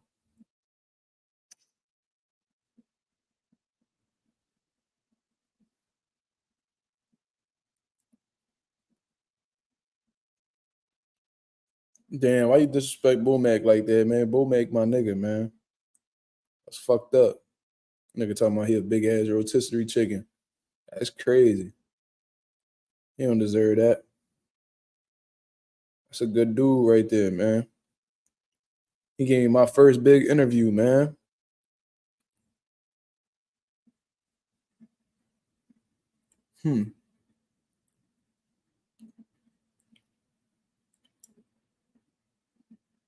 Yo, they be really hiding these numbers, bro. That's crazy. But all right, that's all right. We ain't gonna draw too much.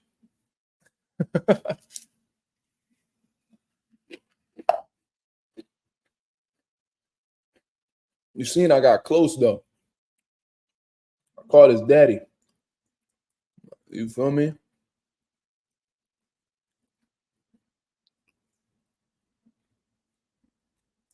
I got real close. Niggas gonna have to. They're gonna have to respond to it, man.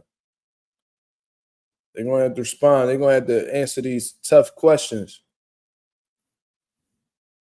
You know what I'm saying? Then Teofimo baby mom act like she, you know what I'm saying? She act like she didn't see the text. You know what I mean? She probably busy right now.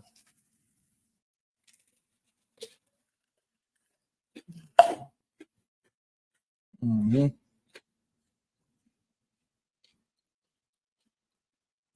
You said what?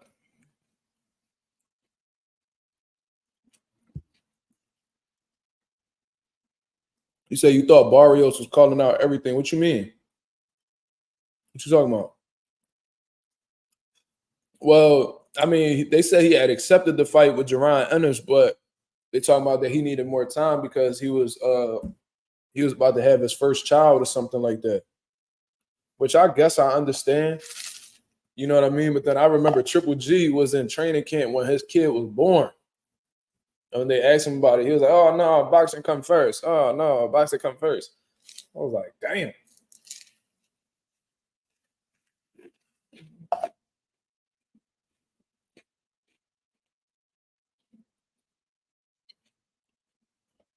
Yeah, I know I know Barrios is back in the gym now. And from what I heard, they was trying to lock in Boots and Barrios on the Canelo and Jaime Munguia undercard.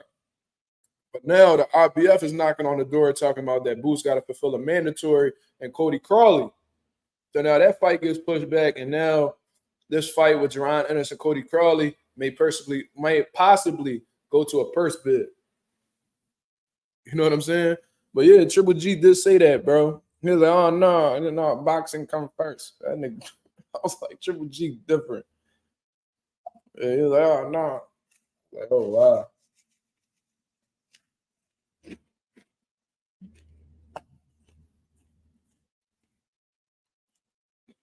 Fuck that, bro. I never missed a birth. Any of my kids. You gotta be different for that.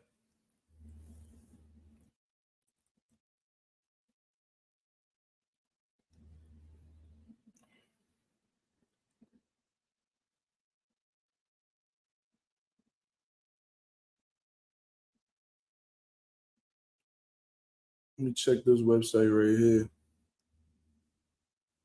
I'm gonna try it one more time, yo. See if I can find. I'm gonna be messy one more time. See if I can find info on this website.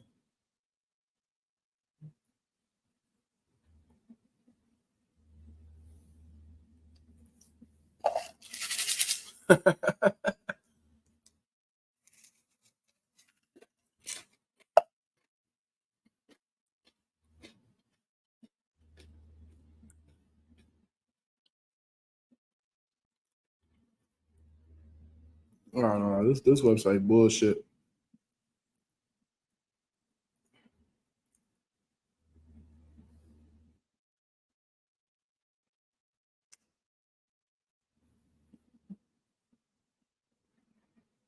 Let me see some. Let me see some.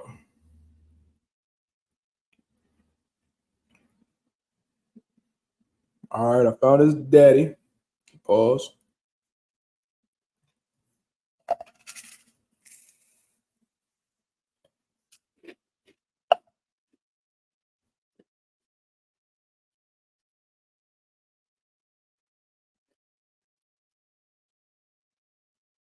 Mm-mm.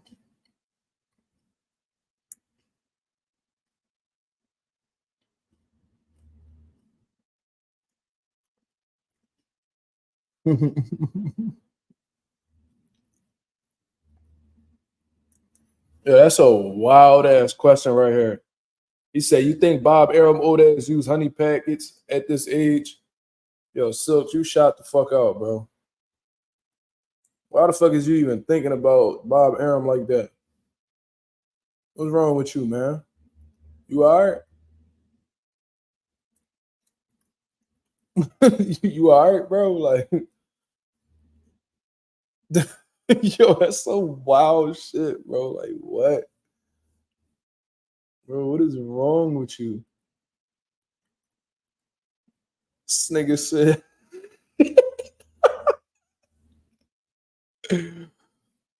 yo, what? What is you talking about, bro? He dead ass. Honey packets, bro. Like, are you okay? What the fuck, bro? Yeah, I ain't gonna be on here too much longer. That was fucking nuts, bro.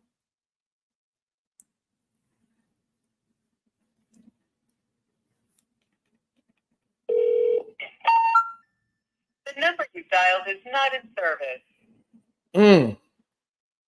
God bless you. God bless you.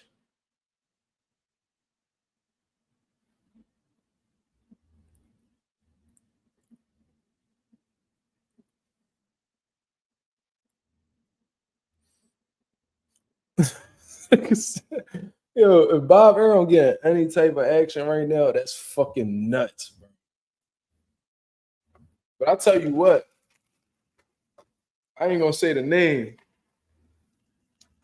but I know a promoter in their 90s, bro. It ain't nobody y'all know most likely, but I heard that nigga still get busy. Pause. Bob old ass probably be grabbing them. I don't think Bob can afford to, put in too much work. Nah, it ain't done. It ain't done. I knew y'all was gonna think that, but it's not done. You know what I'm saying? Niggas be getting the motherfucking Viagra's popping and all that. But nah.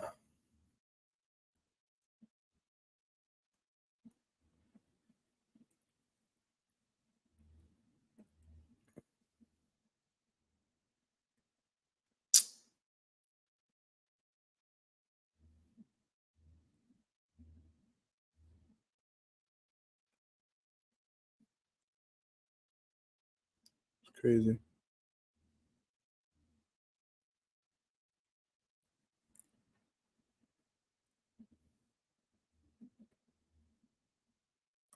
But nah, should be wild out here in these streets, man.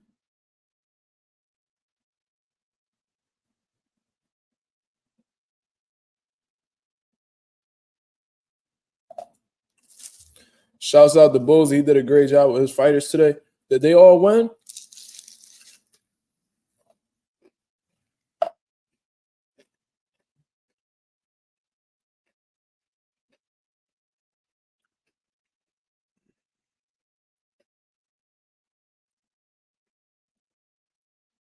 I know he had Brady. I think he had O'Shea Jones.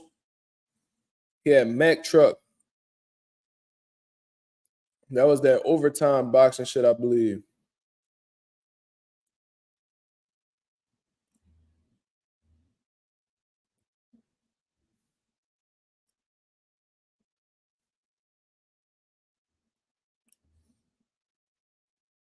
Damn.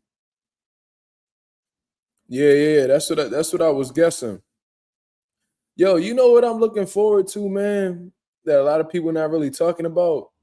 I really want to see Shannon Briggs versus Rampage Jackson, bro. Shannon Briggs versus Rampage Jackson. I feel like that shit gonna be so lit, and the promotion for it is already lit as fuck. But like, people not really paying it no mind. I guess it's because like, the current like relevant fighters in boxing right now doing their thing and shit like that. But these two old heads, man.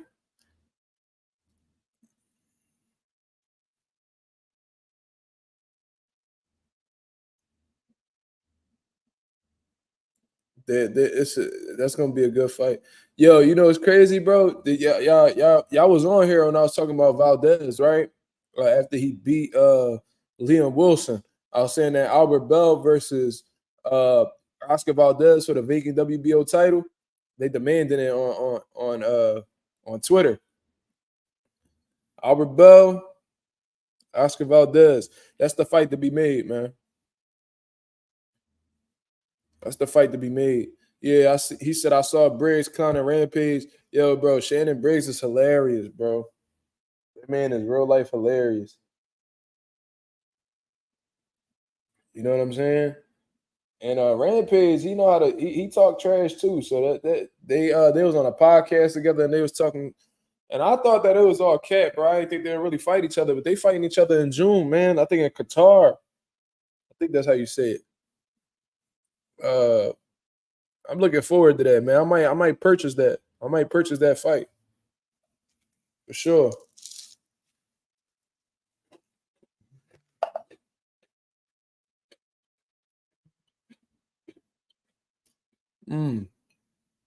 Keyshawn and Mordecai would be a good ass fight. But I think that Robert Garcia is more set on getting Mordecai a title shot. You know what I mean? I don't think that he'll really consider the Keyshawn fight right now if it's not for something like worth putting on the line. You know what I mean? Because Keyshawn don't got a belt, Mordecai don't got a belt, so it's like I don't know. I would love to see it. You know what I'm saying? I would love to see it, but is it worth it?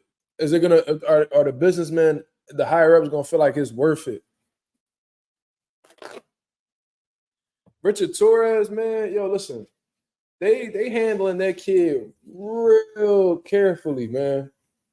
You know, because Richard Torres had got put to sleep in the amateurs, bro.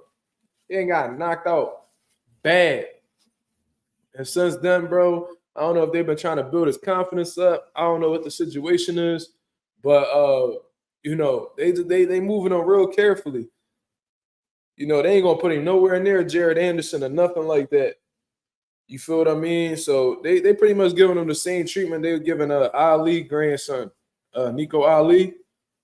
You feel me? So I don't know, man. I don't know if they ever gonna let that kid off the leash anytime soon. Because look at the current landscape of heavyweights right now. Like, who can he beat? You know what I'm saying? Like, who can he beat? Who can Richard Torres beat right now in the heavyweight division? Wilder? No. Zhang? No. Big Baby? No. Joseph Parker? Hell no. AJ, we don't gotta talk about that. Usyk, Fury, like he can't bang with none of them dudes, bro. Like he can't get he's smaller than a lot of them dudes too. So like what I would like to see, Richard Torres versus Mack Truck. That'd be a good fight. Richard Torres versus Mack Truck, if you want to get him a good competitive fight.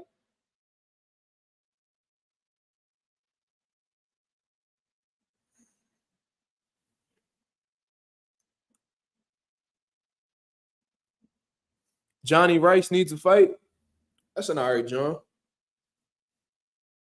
That'd be good. That'd be a step in the right direction. Damn, I was thinking somebody for they got this other kid named Steven Torres. They call him XXL.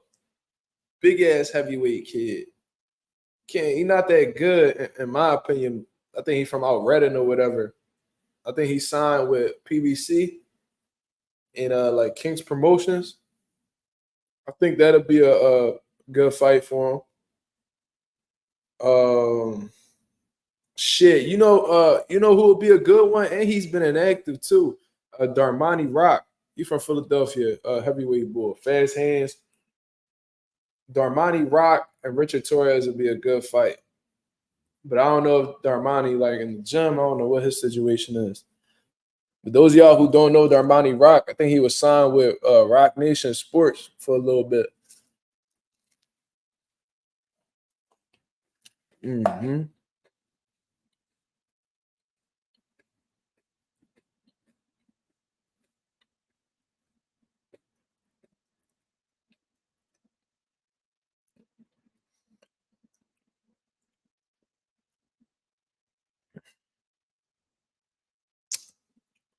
He only 9-0. I mean, I understand that, but he's getting a lot of recognition for not really doing shit. You know what I mean? Which I guess is a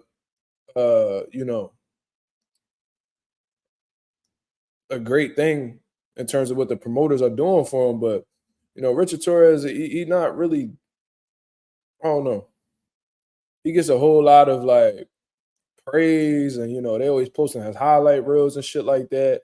And it's like, all right, dude, like we understand, like promoters doing what they doing what they supposed to do, which is like bigging up their fighters and shit. But it's like, we really got to get an idea of where you at with this boxing shit. So, what better way to find out than to actually fight somebody competitive? I'm not saying for him to fight a world champion. You know what I mean? Obviously, he's not ready for those type guys, but ain't nothing wrong with a step up. This dude was a decorated amateur. He was ranked. You know what I'm saying? And he's knocked out everybody he's faced so far. So why not give him a little challenge? Give him a little challenge that he can actually grow from. Because I tell you what, him fighting guys that's 14-10 and shit like that, that's not gonna help him grow. But I don't think too highly of Richard Torres. He don't really seem that good to me personally. I think that he was a good amateur. But in terms of like the pros, I don't know. I think he's undersized for the heavyweight division at this point in time. And I think that he'll have trouble with a lot of them dudes. That's what I think. He just like bulldozing everybody for the most part. You feel me? He bulldozing people. You know what I mean? Which is what he's supposed to do at that level.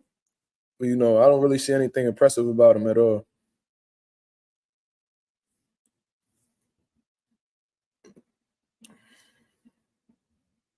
Wait, what's going on?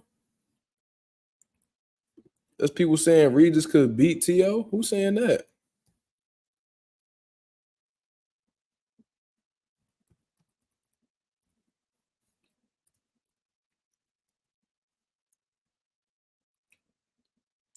T.O. should have at least fought Regis. That's a good fight in my opinion. I mean, it's a good name. I mean, you got a former world champion on your resume. That'd be dope. A former 2-time world champion. That'd be a good fight for him. But from what I heard, this nigga Regis over here trying to do MMA. Devin Haney cooked him so bad. He talking about, man, I'm about to get in the cage, try to choke niggas. That's what he talking about.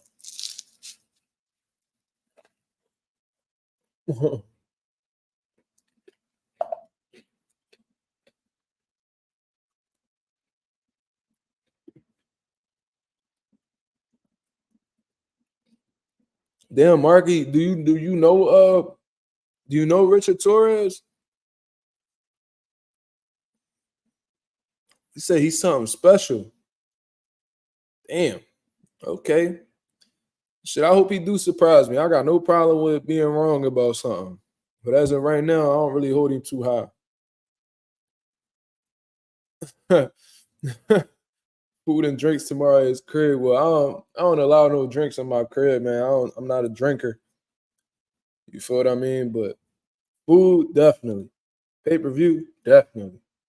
For sure. I still want to see Regis versus Jose Ramirez. Yeah, man, Jose Ramirez has been pretty quiet since he lost to Josh Taylor. You know what I mean? I understand that he's fought since then. But he's been pretty quiet. So him versus Regis will be a good fight. But I heard they offered that fight to him before and he turned it down. Something about like he was getting married or some shit like that. He's still got a pretty good record, man. He's 28-1. He's come out, he got 2 wins since then, but he's been pretty inactive.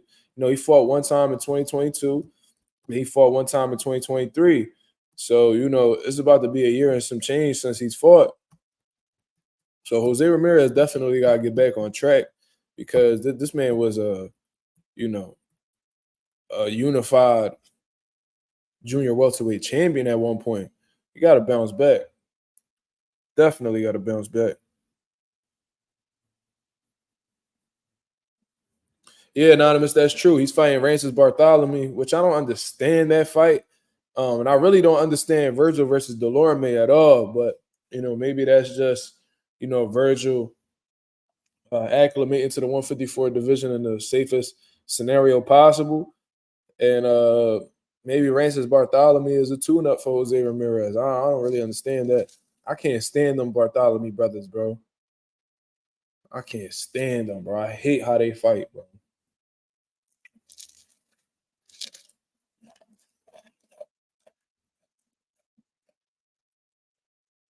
Huh?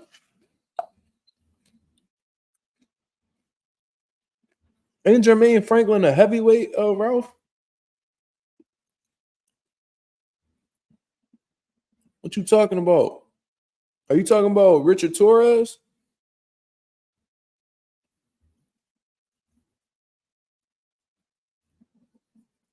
I don't even know how much the pay-per-view is, Ghost. That's a good question. Oh, okay. Jermaine Ortiz, will he give Torres a good fight? Yeah, why not? That'll be a good fight for him. Might be a little bit too much for him at this point in time, honestly, but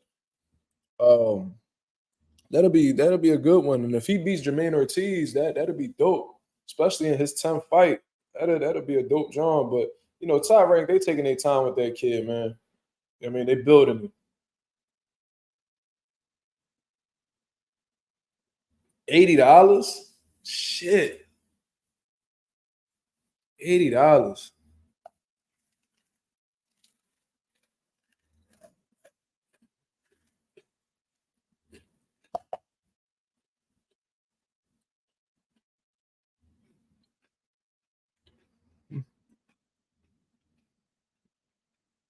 Ghost, you're referring to Steve Willis.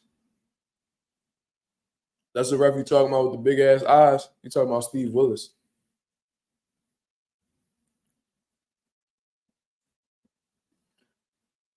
Tony Weeks, yeah, keep him away, bro. Keep him away. For sure. Man, inflation a motherfucker, man. Yo, next thing you know, $100 pay-per-view is gonna be the norm. I'm telling you, bro. That shit getting more and more out of pocket, shit getting more and more expensive, and that shit not stopping. Just when you think like certain prices are gonna be capped out, bro, they just keep building on top of it. Crazy, bro. But all right, y'all, I'm gonna get up out of here, man. I appreciate everybody that came in and tuned in on the live, man. I was definitely bugging on this one. But shit, I might have a new segment where I'll just start calling motherfuckers, man. Like, yo, what's going on, man? You all right? Type shit. But I appreciate everybody that came on here and supported the live. Did a little bit of everything today, man. Did the live fight commentary. I hope y'all enjoyed that. Got the boxing talk going and then gave y'all a little bit of comedy on the side. So I hope y'all enjoyed it. I'm gonna get my ass some rest, man. I gotta get up and cut this nappy ass head in the morning, like Henry Garcia said. Nappy head, gotta go take care of that. And then I'm gonna go about the rest of my day, man, just enjoying my time with my family and shit like that. So I hope y'all have a blessed, beautiful night, man. Shout out to the nation, shout out to the mob. Hit the like button on the way out if you haven't already. Y'all have a blessed night. Peace.